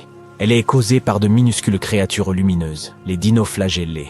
Les touristes adorent observer ce spectacle, mais il y a un inconvénient. Il est toxique et gagne en ampleur chaque année, comme l'a révélé une étude. Malgré son aspect enchanteur, le phénomène est nuisible. Une équipe d'océanographes a exploité des données satellites pour suivre sa progression sur 19 ans. Après avoir analysé près d'1 millier d'images, ils ont conclu qu'il s'étendait vers des eaux plus profondes. Malheureusement, cette expansion présente une menace pour la vie marine. Les larmes bleues de Matsu peuvent empoisonner les poissons et les tortues de mer et même affecter la santé humaine. Bien que les dinoflagellés ne soient pas nuisibles en eux-mêmes, leur régime composé d'algues toxiques libère des composés chimiques nocifs dans l'eau. Ce processus épuise également l'oxygène, mettant en danger la faune marine. La cause principale est incertaine, mais la pollution provenant de l'agriculture pratiquée le long du fleuve Yangtze semble jouer un rôle crucial. Le ruissellement agricole introduit des nutriments qui alimentent cette floraison. Pendant la construction du barrage des Trois Gorges, l'ampleur du phénomène a diminué lorsque le débit du fleuve a réduit. Puis, après l'achèvement du barrage et le retour d'un courant puissant, elle a repris de plus belle.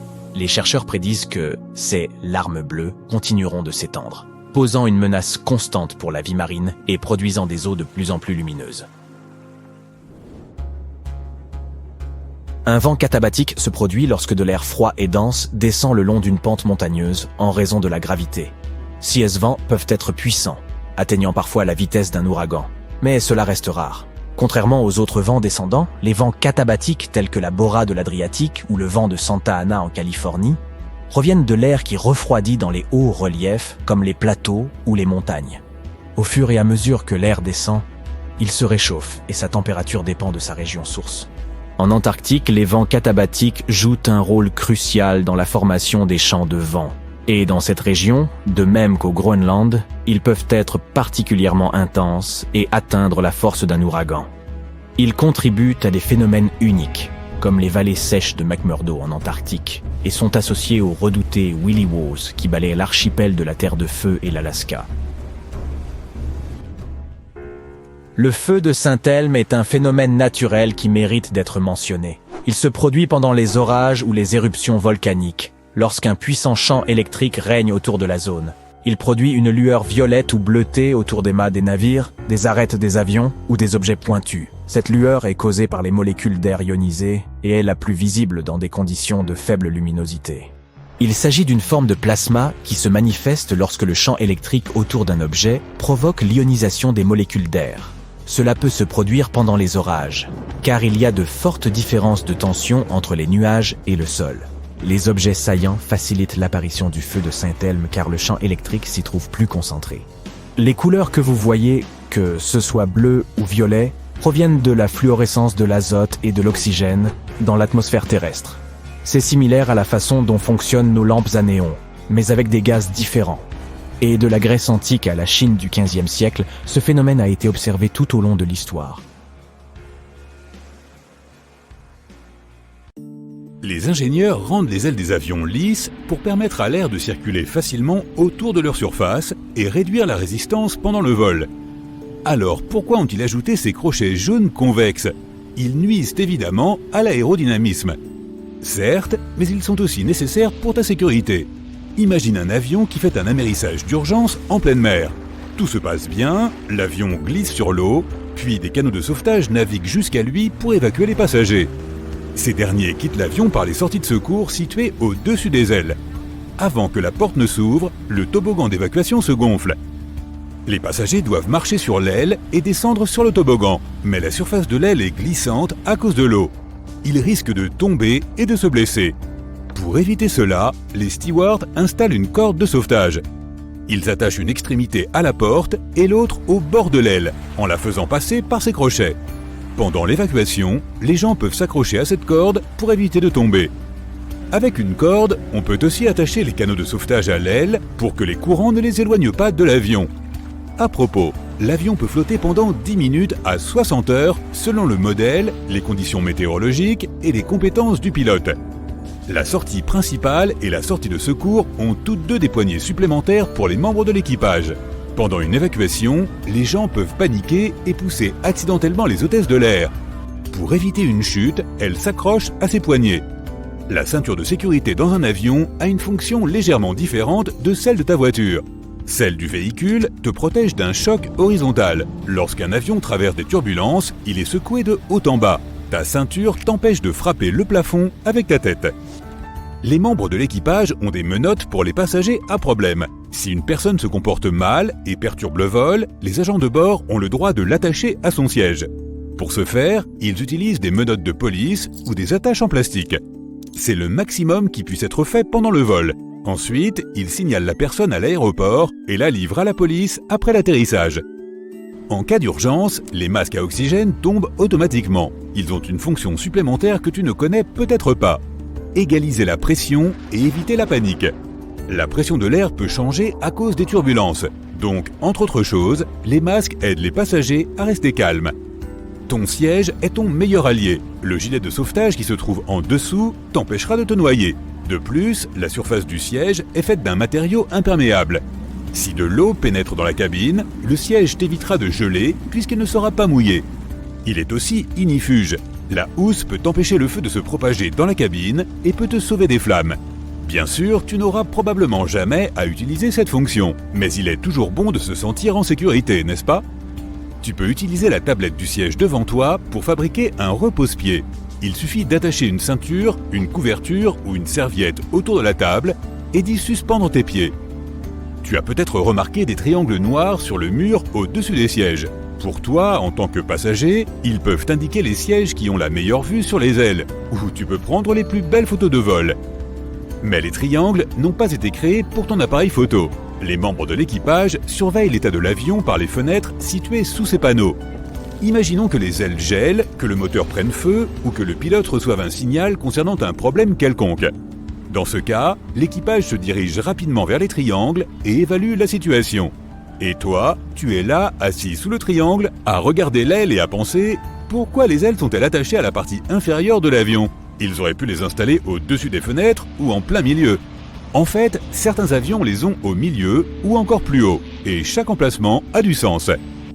Le moteur et les turbines se trouvent sous les ailes. Il est beaucoup plus facile de les réparer puisqu'ils sont proches du sol. Et en cas d'amérissage d'urgence, les ailes servent de bouée de sauvetage. Elles aident à maintenir l'avion sur l'eau. Les réservoirs de carburant vides sous l'aile peuvent aussi aider l'avion à flotter à la surface. Mais cette position présente aussi certains risques. Des débris de la piste d'atterrissage peuvent s'introduire dans les turbines. Heureusement, cela a peu de chances d'arriver puisque les pistes sont soigneusement nettoyées. Les avions dont les ailes sont au milieu présentent le moins de résistance à l'air. Les avions de chasse et les avions supersoniques sont conçus de cette façon. Les gros avions cargo ont leurs ailes au niveau de la partie supérieure de la carlingue. Grâce à cela, l'avion est plus proche du sol et il est ainsi plus facile de charger les cargaisons. De plus, il est plus sûr d'atterrir sur des pistes non préparées avec des ailes hautes car les débris n'entreront pas dans les turbines. L'aérodynamisme de ces avions fonctionne mieux grâce à de telles ailes. Ils ont moins de résistance à l'air et livrent les marchandises plus rapidement. L'oxygène à l'intérieur des masques est une combinaison de produits chimiques. Le transport de réserve d'oxygène serait trop cher pour la compagnie aérienne. Elle prendrait beaucoup de place et augmenterait le poids, ce qui entraînerait une consommation supplémentaire de carburant. Par conséquent, il y a un générateur d'oxygène chimique situé dans le panneau au-dessus de ta tête. Un petit réservoir contient des composés de barium, de sodium et de potassium qui se mélangent et créent une réaction chimique chaude qui libère de l'oxygène et le fait passer dans le masque. Les petits trous dans les hublots empêchent le verre de se briser. La pression de l'air à l'intérieur de l'avion est beaucoup plus élevée que celle de l'extérieur. La différence est si grande que l'air peut tout simplement briser le verre. Pour éviter cela, de petits trous sont percés. L'air y passe et réduit la charge sur la vitre. D'ailleurs, les hublots ont une forme ovale pour la même raison. C'est la forme idéale pour une répartition uniforme de l'air. S'ils étaient carrés ou triangulaires, l'humidité s'accumulerait dans les coins, ce qui pourrait les briser aussi. De plus, toute l'eau est asséchée grâce à ces trous. Les hublots sont faits de triple vitrage. Le verre extérieur encaisse la pression. Celui du milieu fonctionne comme un fusible. La troisième couche protège la deuxième des passagers qui aiment la toucher. Techniquement, l'avion pourrait voler avec une seule couche, mais ce serait dangereux. Une protection supplémentaire existe pour les roues. Elles subissent des charges énormes pendant l'atterrissage. Mais ne t'inquiète pas, elles n'éclateront pas. les pneus peuvent résister à une pression 5 à 7 fois supérieure à celle qu'ils subissent réellement. Tu vois le panneau toilette sur la porte?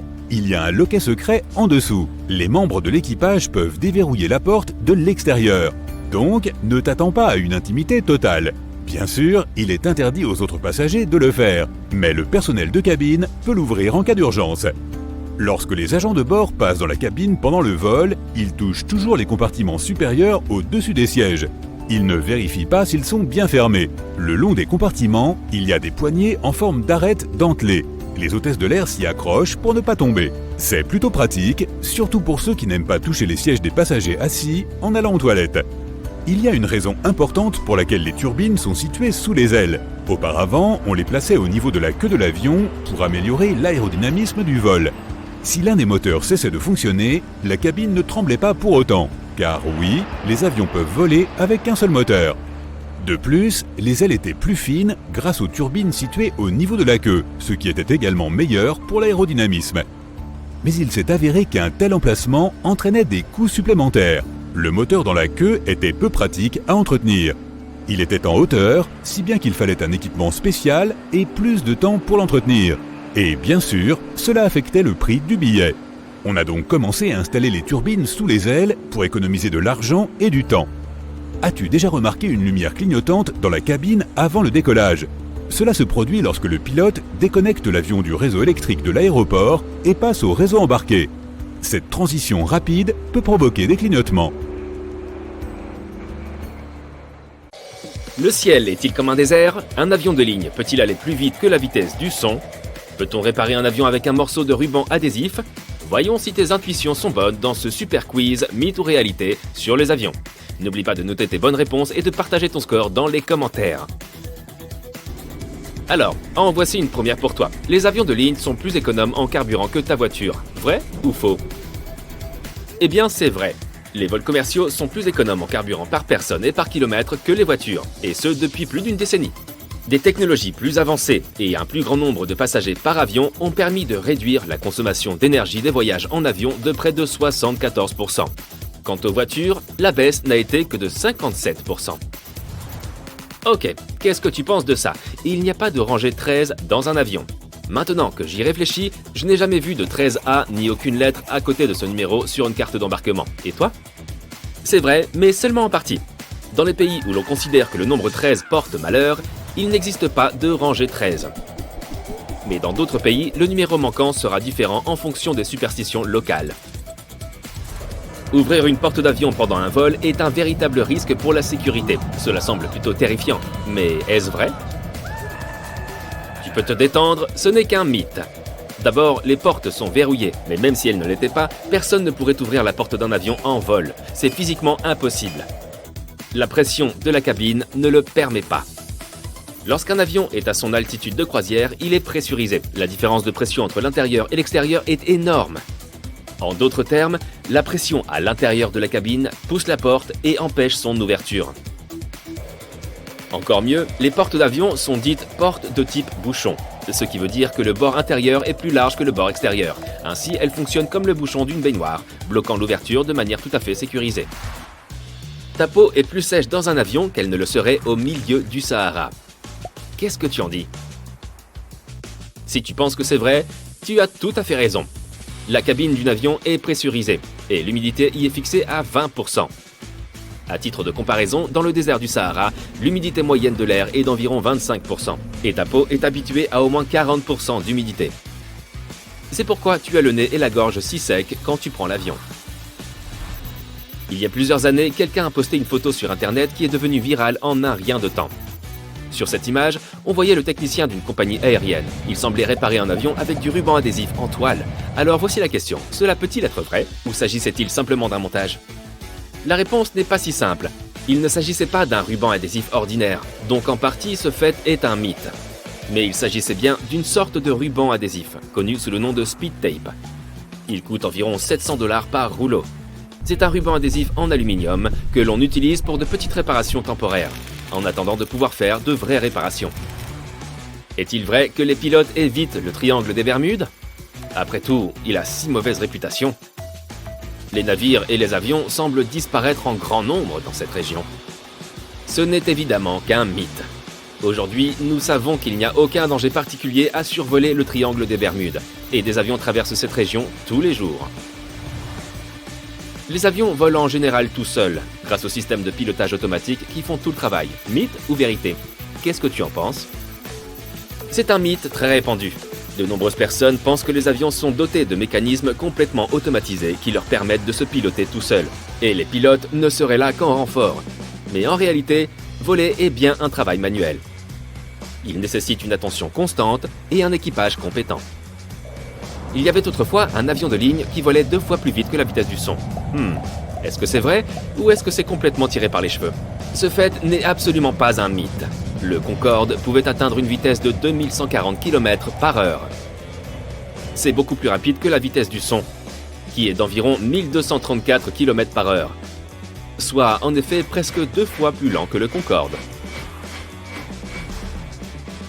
Tu as sûrement déjà entendu parler de ce fait ahurissant. Les avions videraient leurs toilettes en plein vol. C'est complètement fou. Mais est-ce vrai? Heureusement, il ne s'agit que d'un mythe. Il n'y a pas une once de vérité là-dedans. Les toilettes des avions utilisent un système d'aspiration qui déplace le contenu de la cuvette vers un réservoir spécial. Celui-ci est situé dans la partie arrière de l'avion. Et ce réservoir n'est vidé qu'après l'atterrissage. Ah! Voilà une question épineuse. Un avion qui vole vers l'est atteindrait des vitesses plus élevées. Selon toi, la vitesse dépend-elle vraiment de la direction de l'appareil? Et c'est vrai. Cela est rendu possible par les vents de haute altitude, également connus sous le nom de courant jet. Ils soufflent à une vitesse comprise entre 241 et 482 km/h. Et comme notre planète tourne d'est en ouest, les avions qui se déplacent dans cette direction peuvent utiliser ces vents pour se déplacer plus rapidement. Penses-tu que les pilotes contrôlent le flux d'air afin que les passagers restent détendus, s'assoupissent et en même temps pour économiser du carburant? Il s'agit sans aucun doute d'un mythe.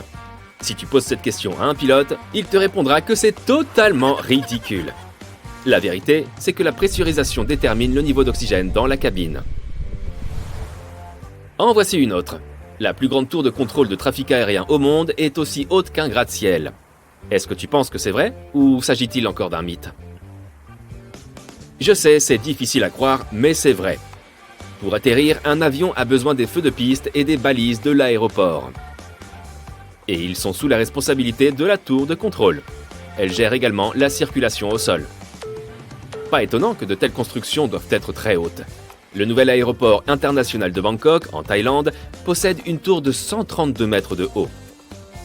Sa hauteur est à peu près égale à celle d'un immeuble de 40 étages.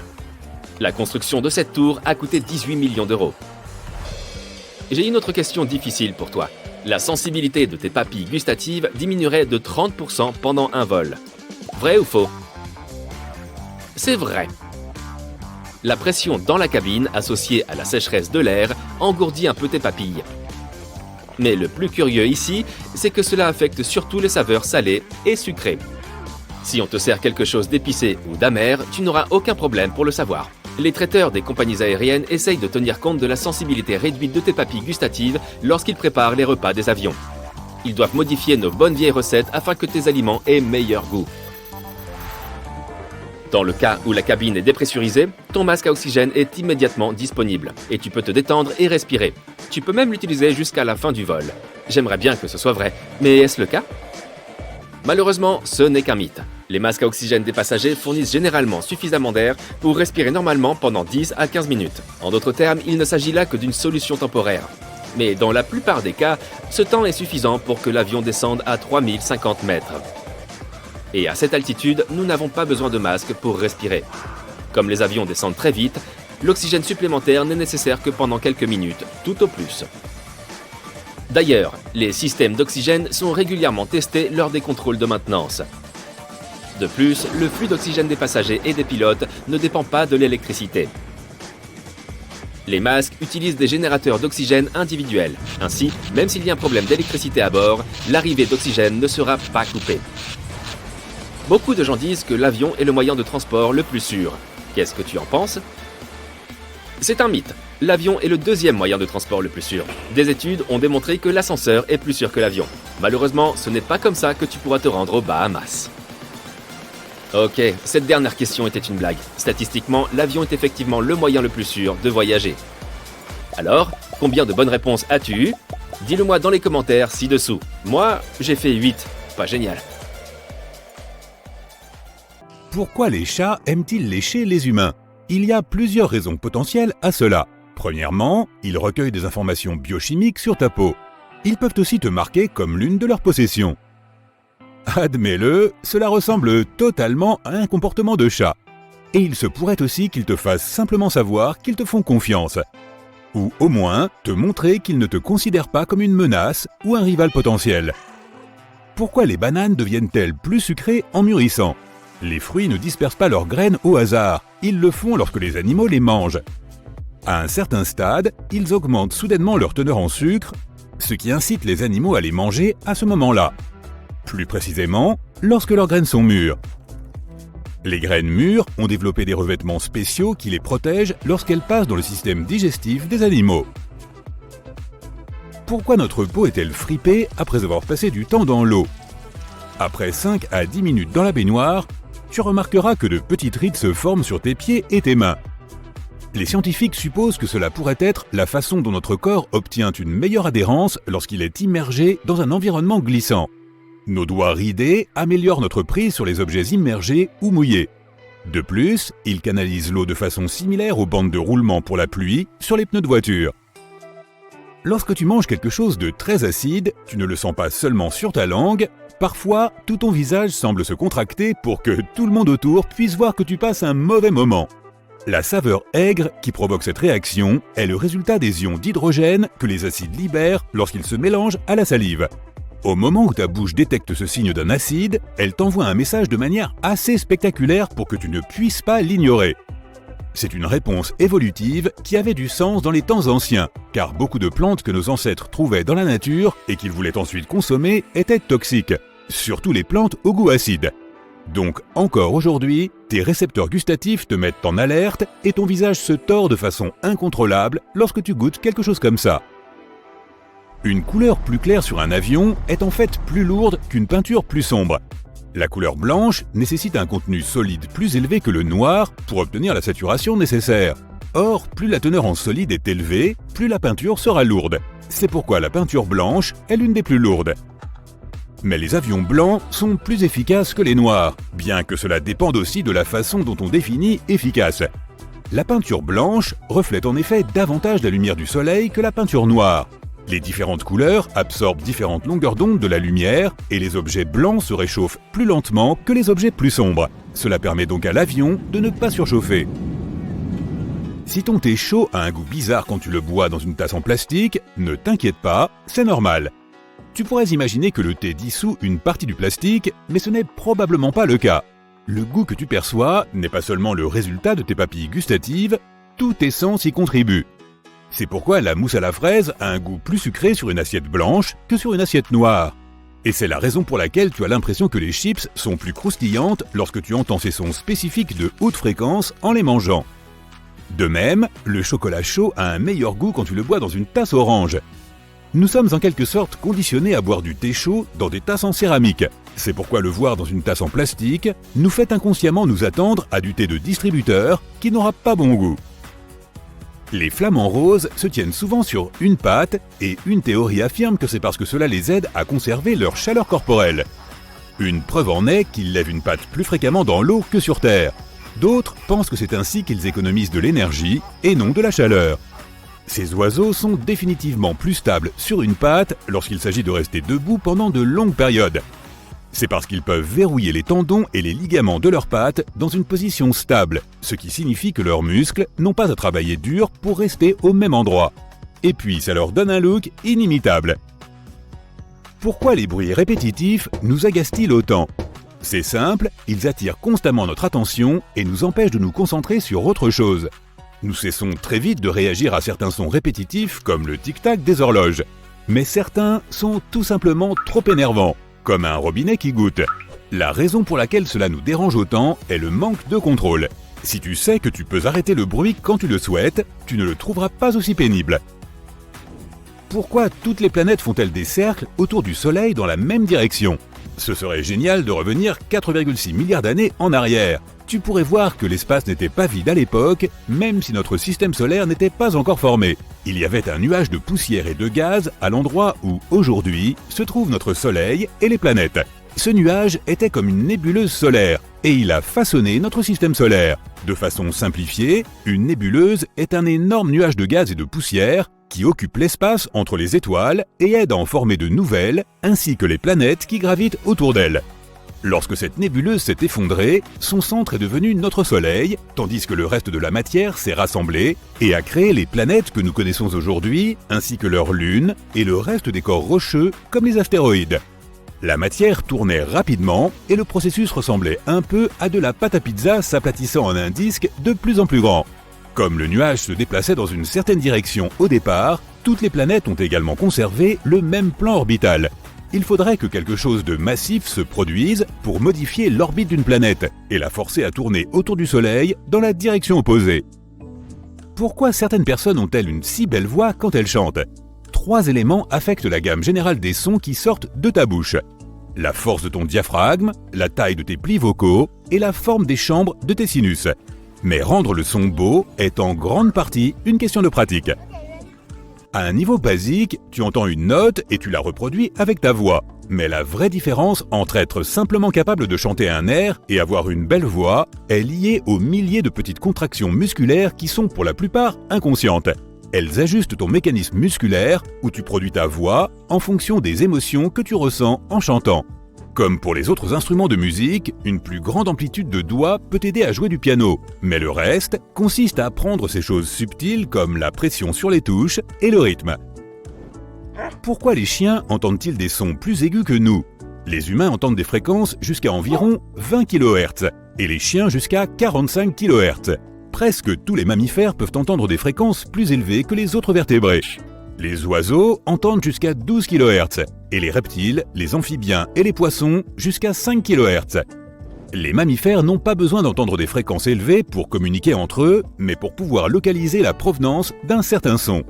La façon particulière d'entendre qu'utilisent les mammifères, le repérage binaural par différence spectrale, fonctionne de telle sorte que notre cerveau compare la gamme de fréquences d'un son lorsqu'il arrive à chaque oreille.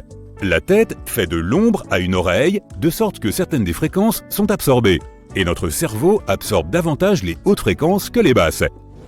Et plus la tête est petite, moins elle a d'effet sur les sons de basse fréquence.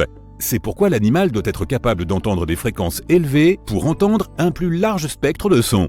Une souris doit entendre jusqu'à 90 kHz, et un éléphant se contente de 10. Les chiens ont une tête plus petite que la nôtre, ils se situent donc dans la catégorie intermédiaire. Pourquoi les océans sont-ils salés ? Chimiquement parlant, le sel est du chlorure de sodium. Et le sel de l'océan n'est pas seulement constitué de ces 2 éléments, mais aussi de nombreux autres ions comme le calcium et le magnésium. La plupart d'entre eux commencent comme des roches sur la terre ferme. Certains facteurs, comme le vent et la pluie, érodent ces roches, ce qui signifie qu'elles les usent progressivement. On peut donc dire que la plupart du sel de l'océan provient de roches. Les minéraux de ces roches sont lessivés dans les ruisseaux et les rivières qui transportent les sels dans l'océan. Environ 85% des ions présents dans l'océan sont du sodium et du chlorure, tandis que le magnésium et le sulfate représentent environ 10%. Et une partie du sel qui se retrouve dans l'océan n'y reste pas. Les animaux en consomment une grande partie. Mais grâce à un apport régulier d'eau de ruissellement provenant de la surface, les niveaux de salinité sont à peu près constants. L'océan tire également son sel d'une autre source, les fluides hydrothermaux. Le magma provenant des profondeurs de la croûte terrestre chauffe les évents des profondeurs. Lorsqu'ils sont suffisamment chauds, ils entraînent des réactions chimiques entre l'eau de mer et tous les minéraux des roches autour des évents. C'est pourquoi chaque partie de l'océan est salée, mais le niveau de salinité dépend de l'endroit où tu te trouves dans le monde. La règle de survie la plus connue en ce qui concerne un face-à-face avec un ours est de rester immobile et de faire semblant d'être mort. Mais cette règle ne fonctionnera pas avec tous les ours, seulement avec les grizzlies et les ours bruns. Si vous vous trouvez en Amérique du Nord, vous les trouverez en Alaska, dans l'État de Washington, le Montana, l'Idaho et le Wyoming. Les ours noirs, ceux auxquels vous devez échapper à tout prix, vivent sur un territoire plus vaste. On les trouve dans 40 États américains, une grande partie du Canada et même certaines régions du nord du Mexique. Ainsi, si vous vous promenez à Yellowstone, vous pourriez tomber sur un ours noir ou un grizzly. Mais si vous vous trouvez en Californie, l'ours que vous croiserez par accident sera très probablement un ours noir. Et non, vous ne pouvez pas simplement vous fier à la différence de couleur entre leurs fourrures. Les ours noirs peuvent être noirs, bruns, roux, blonds, gris-bleu, voire blancs. C'est compliqué, n'est-ce pas? Si vous remarquez une bosse sur les épaules de votre invité impromptu, c'est un grizzly. Les ours noirs n'en ont pas. Un grizzly aura aussi un visage plus enfoncé, des oreilles rondes et de longues griffes de couleur claire. L'ours noir a un museau droit, semblable à celui d'un chien, des oreilles pointues et des griffes plus sombres. Il y aura une interro là-dessus un peu plus tard. Enfin, peut-être. Donc, si vous êtes sûr que c'est un grizzly ou un ours brun, allongez-vous. Prenez une position fétale. Ramenez vos genoux contre votre poitrine et couvrez votre tête pour montrer à l'ours que vous ne présentez aucune menace. Ces gros lourdeaux attaquent principalement lorsqu'ils se sentent menacés. Mais vous ne pourrez jamais les dépasser à la course, alors n'essayez même pas. S'ils voient que vous êtes un petit être humain inoffensif, dans 99% des cas, l'ours passera son chemin. Attendez 2 à 3 minutes jusqu'à ce que vous ne puissiez plus l'entendre à proximité. Il pourrait rester dans les parages pour s'assurer que vous ne vous êtes pas relevé et, le cas échéant, passer à l'attaque. Si vous êtes paré pour une telle urgence et que vous avez un spray anti-ours sur vous, enlevez le clip de sécurité lorsque l'animal est à environ 5 mètres et vaporisez-en l'ours. Visez légèrement en dessous de son visage. C'est plus efficace que d'adopter simplement une position fétale. Lorsque l'ours bat en retraite, fuyez dans la direction opposée au prédateur. Vous avez tout compris. Si vous avez affaire à un ours noir, il ne s'arrêtera pas en vous voyant recroquevillé au sol. Et si vous n'avez pas de spray anti-ours sur vous et qu'il semble clairement intéressé, montrez-lui qui est le patron. Jetez-lui des pierres ou vos affaires et criez bien fort, applaudissez, faites-vous paraître plus grand en levant haut les bras et en agitant votre veste, grimpez sur un rocher ou sur une souche. Faites tout ce que vous pouvez pour l'effrayer. Les ours noirs ressemblent beaucoup à ces petits voyous à l'école qui en veulent à votre goûter. Ils abandonneront souvent s'ils voient que vous pouvez vous défendre. Si l'ours s'approche dangereusement de vous, frappez-le au nez ou aux yeux et essayez de le confondre ou de l'étourdir pour faire fuir cet indésirable compagnon de randonnée. Si l'ours, peu importe le type, est simplement assis à distance et vous regarde, essayez de vous éloigner très lentement. Déplacez-vous latéralement avec un léger angle pour ne pas trébucher en reculant loin du danger. De cette façon, l'ours ne pensera pas que vous essayez de fuir et ne sera pas incité à vous poursuivre. Parlez calmement à voix haute pour lui montrer que vous êtes un humain. Chanter peut aussi aider. Qui sait, peut-être qu'il connaîtra aussi la mélodie. Évitez le contact visuel direct avec l'animal et ne vous placez jamais entre un ourson et sa mère. Ne paniquez pas si l'ours se dresse sur ses pattes arrière, ce n'est pas une démonstration agressive. Si jamais vous prévoyez de visiter une région peuplée d'ours polaires, n'y allez pas sans moyen de dissuasion. Comme un tank par exemple. Les ours polaires mâles en bonne santé pèsent une demi-tonne, mesurent 2 mètres dressés sur leurs pattes arrière et peuvent pourchasser leur proie jusqu'à 40 km/h. Un groupe de 3 personnes ou plus peut pourtant suffire à intimider n'importe quel ours. Alors, ne sortez pas seul. Promenez-vous avec d'autres personnes et parlez fort pendant votre randonnée pour signaler que vous êtes un groupe d'humains. N'oubliez pas que tous les ours polaires ne sont pas des prédateurs désireux de faire de vous leur déjeuner. Certains d'entre eux vaquent simplement à leurs occupations. Si vous en voyez un avec la tête baissée, se faufilant, sans essayer d'aller ailleurs mais clairement en train de se focaliser sur vous, c'est là que vous devriez vous inquiéter. Éloignez-vous lentement de l'ours, ne courez pas, et utilisez vos moyens de dissuasion uniquement si l'ours s'approche de vous. Certains prétendent que l'ammoniac serait un excellent répulsif pour les ours. Ils n'aiment vraiment pas son odeur, donc si vous en imbibez quelques chiffons et que vous les jetez aux ordures, ils ne devraient pas s'intéresser à vos poubelles. Et si vous croisez un ours dans la nature et qu'il ne semble pas tant s'intéresser à vous, l'ammoniac pourrait vous aider à le repousser. Néanmoins, l'ammoniac peut aussi endommager ses voies nasales, privant l'animal de son odorat, ce qui signifie qu'il ne sera plus capable de trouver sa nourriture. Cela pourrait également agacer un ours qui ne prévoyait pas de vous attaquer et le pousser à le faire. Tout ce qui a une odeur intéressante pour les ours, à commencer par votre nourriture et vos ordures, attirera leur attention et les poussera à venir inspecter votre tente. Cuisinez donc loin du camp et ne répandez pas d'ordures. asperger votre tente de spray anti-ours pourrait s'avérer contre-productif. Les produits poivrés qu'ils contiennent peuvent leur rappeler l'odeur de la nourriture et pourraient être un moyen d'attirer les ours. Si vous remarquez un ours dressé au bord de la route, résistez à l'envie de vous arrêter pour prendre des photos. Éloignez-vous d'au moins 100 mètres et garez-vous dans un endroit sûr. Les ours en bord de route s'habituent rapidement aux humains et au bruit de la circulation, ce qui peut être dangereux pour eux. Et ils sont plus susceptibles de s'approcher des campings et des aires de pique-nique en quête de nourriture humaine. Les gens qui vivent en montagne ou au plus près de la nature sont habitués à la visite d'ours et ne les craignent généralement pas. Douglas Harder a ainsi aperçu une mère ours noire et ses deux petits en train de vider la mangeoire à oiseaux de sa terrasse. Il lui est également arrivé de rentrer chez lui après un certain temps pour constater qu'un ours avait pénétré dans sa cuisine par une porte coulissante partiellement ouverte. L'intrus avait griffé un mur et chippé quelques friandises avant de s'enfuir. Harder venait juste de finir de nettoyer après l'ours, quand un ourson a poussé la tête à travers sa chatière. Ces photos sont devenues virales en ligne.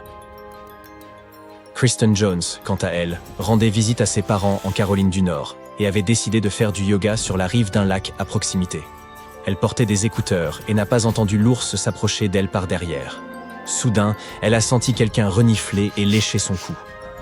Elle pensait que c'était le chien de ses voisins et a tendu le bras pour le caresser, ce qui a effrayé l'animal.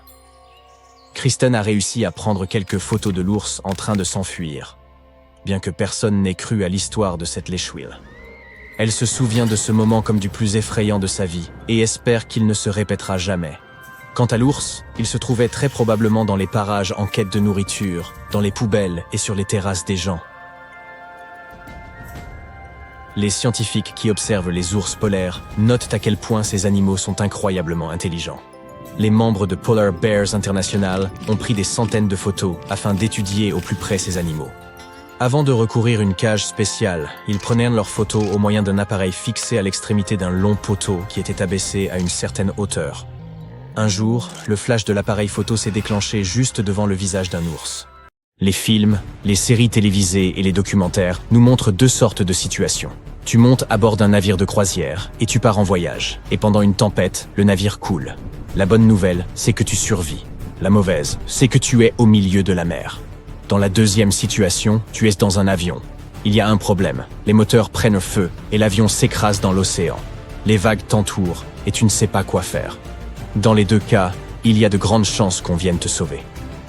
Les contrôleurs de vol savent en général très vite quand un avion s'écrase. Et c'est pareil avec les grands navires.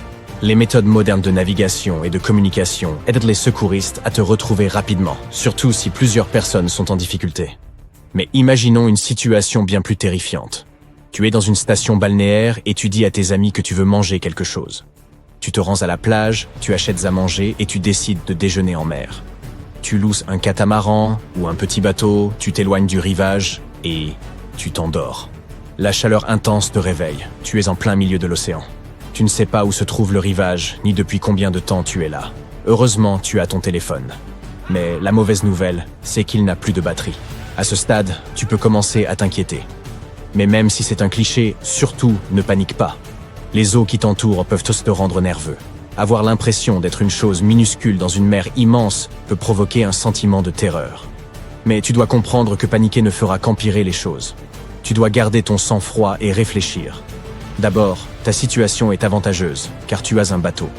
Certaines personnes se retrouvent coincées en mer sans rien. Tes chances de survivre ne sont pas si mauvaises.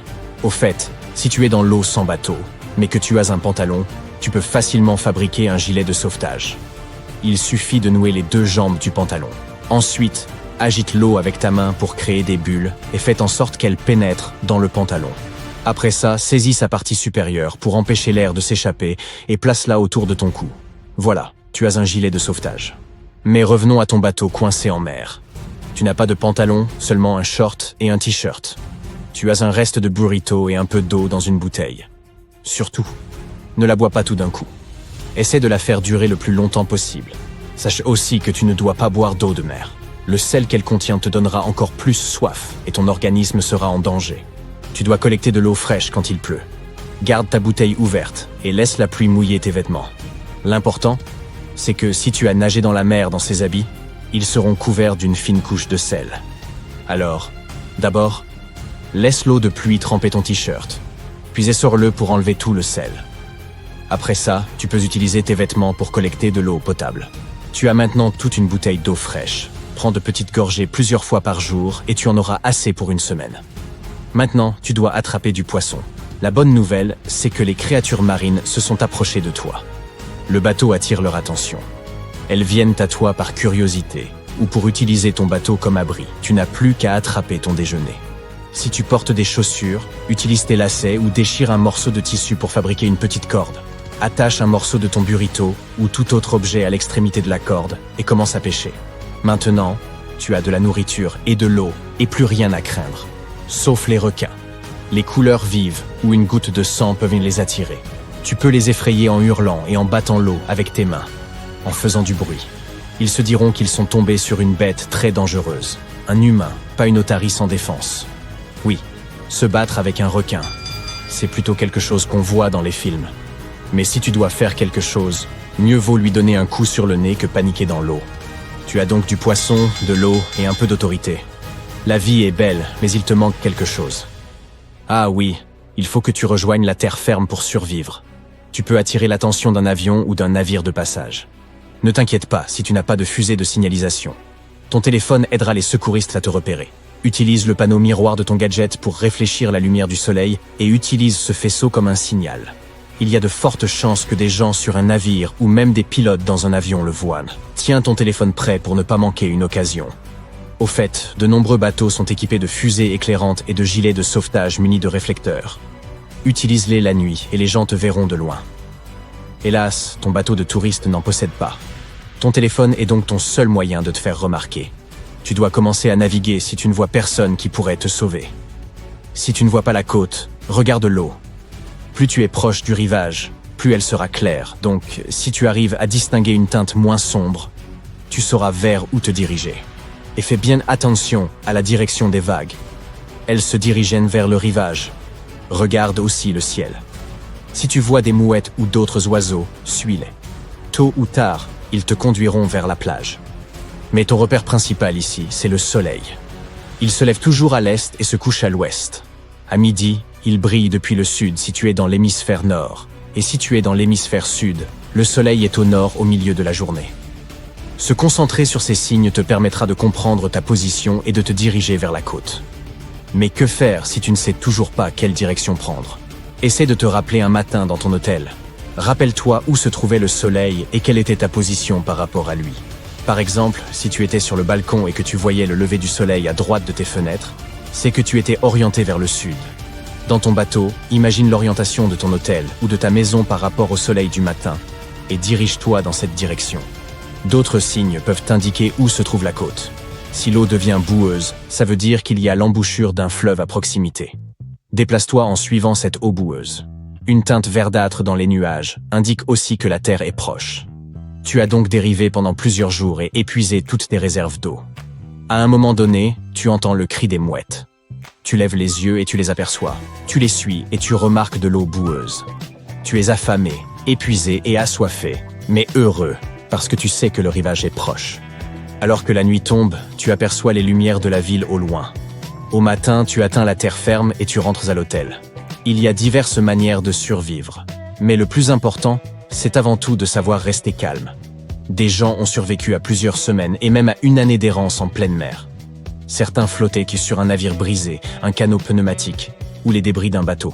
Mais à chaque fois, le désir de vivre, la volonté et l'espoir les ont aidés à tenir bon. Lançons-nous dans quelques hypothèses farfelues. Que se passerait-il si nous pouvions miraculeusement visiter chacun de nos ancêtres dans l'ordre chronologique? Pourrions-nous leur parler et établir une véritable connexion? Et jusqu'à quelle époque pourrions-nous remonter tout en gardant le contact avec eux? Eh bien, voyons voir ça. Les primates étaient enfin les cousins funky des autres mammifères. Il y a environ 85 millions d'années, pendant la période du Crétacé supérieur, ils ont décidé de suivre leur propre voie et sont devenus les premiers représentants de leur espèce.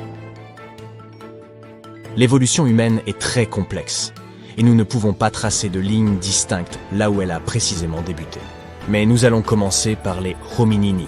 Les hominini sont un groupe de primates qui inclut toutes les espèces menant à l'Homo sapiens.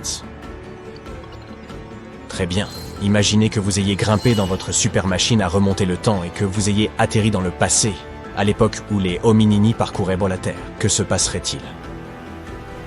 Tout d'abord, vous remarqueriez ces étranges créatures se promenant avec leurs petits corps velus, leurs visages interrogateurs et leurs grands yeux ronds. Ils peuvent sembler un peu différents de nous, mais c'est ce qui fait tout leur charme. Ils étaient d'excellents grimpeurs, et incroyablement curieux du monde alentour. Ils se régalaient de fruits, de noix et de tout ce qu'ils pouvaient en trouver. Et oui, étonnamment, les humains ne sont pas carnivores par nature. À l'origine, nous étions tous végétariens. Bien sûr, avec eux, vous pouvez faire une croix sur toute forme de communication adéquate. Mais les primates sont particulièrement intelligents. Il pourrait donc vous suffire d'avoir quelques talents de mime. Apaisez-les au moyen de gestes amicaux, et ils seront ravis de rencontrer un voyageur du futur tel que vous. Ces hominini étaient curieux par nature. Ils seraient donc probablement très intéressés si vous vous montriez cordial avec eux et leur offriez de la nourriture. Passons ensuite à l'Homo habilis et à l'Homo erectus. Leur période, l'âge de pierre, a débuté il y a environ 2 600 000 ans. Comme vous pouvez le deviner, c'est le moment où nous avons commencé à utiliser des outils de pierre. Cet âge aura duré approximativement 3 400 000 ans et s'est achevé entre 4000 et 2000 avant Av J.A.C. Il a pris fin avec l'avènement de la métallurgie. Homo habilis, ou l'homme habile, était un peu le MacGyver de l'âge de pierre. Ces créatures ingénieuses ont été les premières à utiliser des outils en pierre taillée. Homo erectus, pour sa part, était l'homme debout. Son apparition est un peu plus récente. Et comme son nom l'indique, il a été le premier à marcher sur 2 jambes comme nous. Il avait certes une apparence un peu différente de celle des humains modernes, mais n'en possédait pas moins une allure de bipède. Alors, comment était-on de sa vie? Eh bien, nous parlons là d'un véritable survivant. L'Homo erectus adorait explorer le monde et bricoler toutes sortes de choses. Il fabriquait des outils en pierre rudimentaires, comme des cailloux tranchants pour couper et gratter. Il était essentiellement le premier inventeur de l'histoire. L'Homo erectus était aussi aventureux. Il a quitté l'Afrique et voyagé vers des contrées lointaines, découvrant de nouveaux territoires au passage. Ces hommes ont été les premiers à fouler des continents comme l'Europe et l'Asie. Ils vivaient dans des grottes ou de simples abris faits de branches et de peaux de bêtes. Et n'oublions pas leur sens inné de la mode. Leur tenue se constituait déjà de peau et de feuillage. N'allez pas croire qu'ils se tournaient pas les pouces toute la journée. C'étaient des chasseurs-cueilleurs, perpétuellement en quête de fruits juteux, de noix et chassant même quelques animaux. Comment communiquer avec eux? Eh bien, ils n'utilisaient pas des grognements simples, des gestes ainsi que leur langage corporel pour se comprendre. Donc, si vous rencontriez un Homo habilis ou un Homo erectus, vous auriez un échange des plus musclés. Vous pourriez exhiber notre technologie dernier cri pour les épater et leur apprendre de nouvelles astuces. Les prochains sur notre liste sont les Homo heidelbergensis et les Néandertaliens. L'Homo heidelbergensis était en quelque sorte le cousin aîné des Néandertaliens et de l'homme moderne. Il vivait il y a environ 8 à 200 000 ans. Ces hommes étaient forts et robustes, avec de plus gros cerveaux que leurs ancêtres. Ils étaient experts en matière de fabrication d'outils et ils aimaient sans cesse explorer de nouveaux endroits.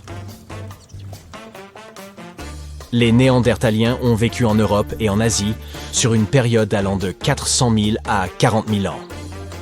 Ils étaient très intelligents et étaient remarquablement bien adaptés au temps froid. Avec leur corps puissant, leurs muscles noueux et leurs grandes nez, ils pouvaient affronter les hivers les plus rudes. Le Homo heidelbergensis et l'homme de Néandertal étaient d'excellents chasseurs-cueilleurs. Ils traquaient les mammouths et autres gros gibiers au moyen de sagaïs de leur propre conception. Mais ils ne se préoccupaient pas uniquement de leur survie. Ils savaient aussi s'amuser. Les Néandertaliens avaient une fibre artistique et montraient leurs émotions, ainsi que leur attachement les uns aux autres. Avec ces gars-là, vous n'auriez qu'à tracer des images par terre, danser et faire des gestes. Ils comprendraient sûrement l'idée. Et enfin, voici l'Homo sapiens. Imaginez ceci. Vous vous réveillez dans une caverne avec votre famille, blotti au chaud près d'un feu vacillant. Cette grotte est plutôt confortable, n'est-ce pas? Sauf que cette situation n'a rien de permanent. Vous faites partie d'une tribu nomade qui se déplace là où se trouve la nourriture. Bon, mais au moins, vous avez quelques outils ingénieux pour survivre. Attrapez donc votre superbe lance artisanale, fabriquée en observant les autres, ou peut-être de votre propre cru. Il est temps d'aller chasser le mammouth. Et si les mammouths ne sont pas coopératifs, il suffit de ramasser des noix, des baies et des œufs. Les humains de l'âge de pierre étaient de fins gastronomes. Ils savaient pour fabriquer de la farine d'avoine et relever le tout avec des oignons sauvages et des graines de moutarde. Il y avait aussi des artistes parmi eux. Au moyen de pigments minéraux et d'ossements, ils créaient de superbes peintures et même des flûtes pour égayer un peu leur feu de camp. Vous ne pourrez toujours vous exprimer que par le langage corporel et les expressions faciales. Mais les Homo sapiens étaient plus intelligents que leurs aïeux. On pourrait donc leur enseigner des gestes simples et leur signification, comme lever les mains pour dire « mammouth » ou d'autres choses. Essayez peut-être d'exécuter une danse marrante devant eux. C'est certain d'attirer leur attention, mais ce ne serait pas le seul moyen de communiquer. Les hommes de l'âge de pierre adoraient dessiner et jouer de la musique. Vous n'auriez donc aucun mal à vous joindre à la fête. Montrez vos talents d'artiste avec 1 ou 2 croquis, ou sifflez leurs quelques mélodies. Ne vous inquiétez pas, ils seront impressionnés par vos compétences, même si vous n'êtes pas bien plus doué qu'eux. Mais les outils sont clairement le chemin le plus court vers leur cœur. Si vous leur offriez quelques gadgets pratiques de notre époque, ils en seraient très impressionnés. Il suffit de créer un outil simple capable de rendre leur vie plus facile, et ils vous apprécieront instantanément. Ainsi, même si vous n'engagerez probablement pas de débat philosophique profond avec ces gens de l'âge de pierre, vous pouvez quand même passer de bons moments. L'apprentissage est la voie du succès. De plus, même si la vie était plus brève à l'époque, une 30aine d'années en moyenne, c'était encore assez long pour trouver un partenaire et avoir une progéniture. Toutefois, les options de rencontre pouvaient être un peu limitées. Laissez donc ce sujet pour une autre fois.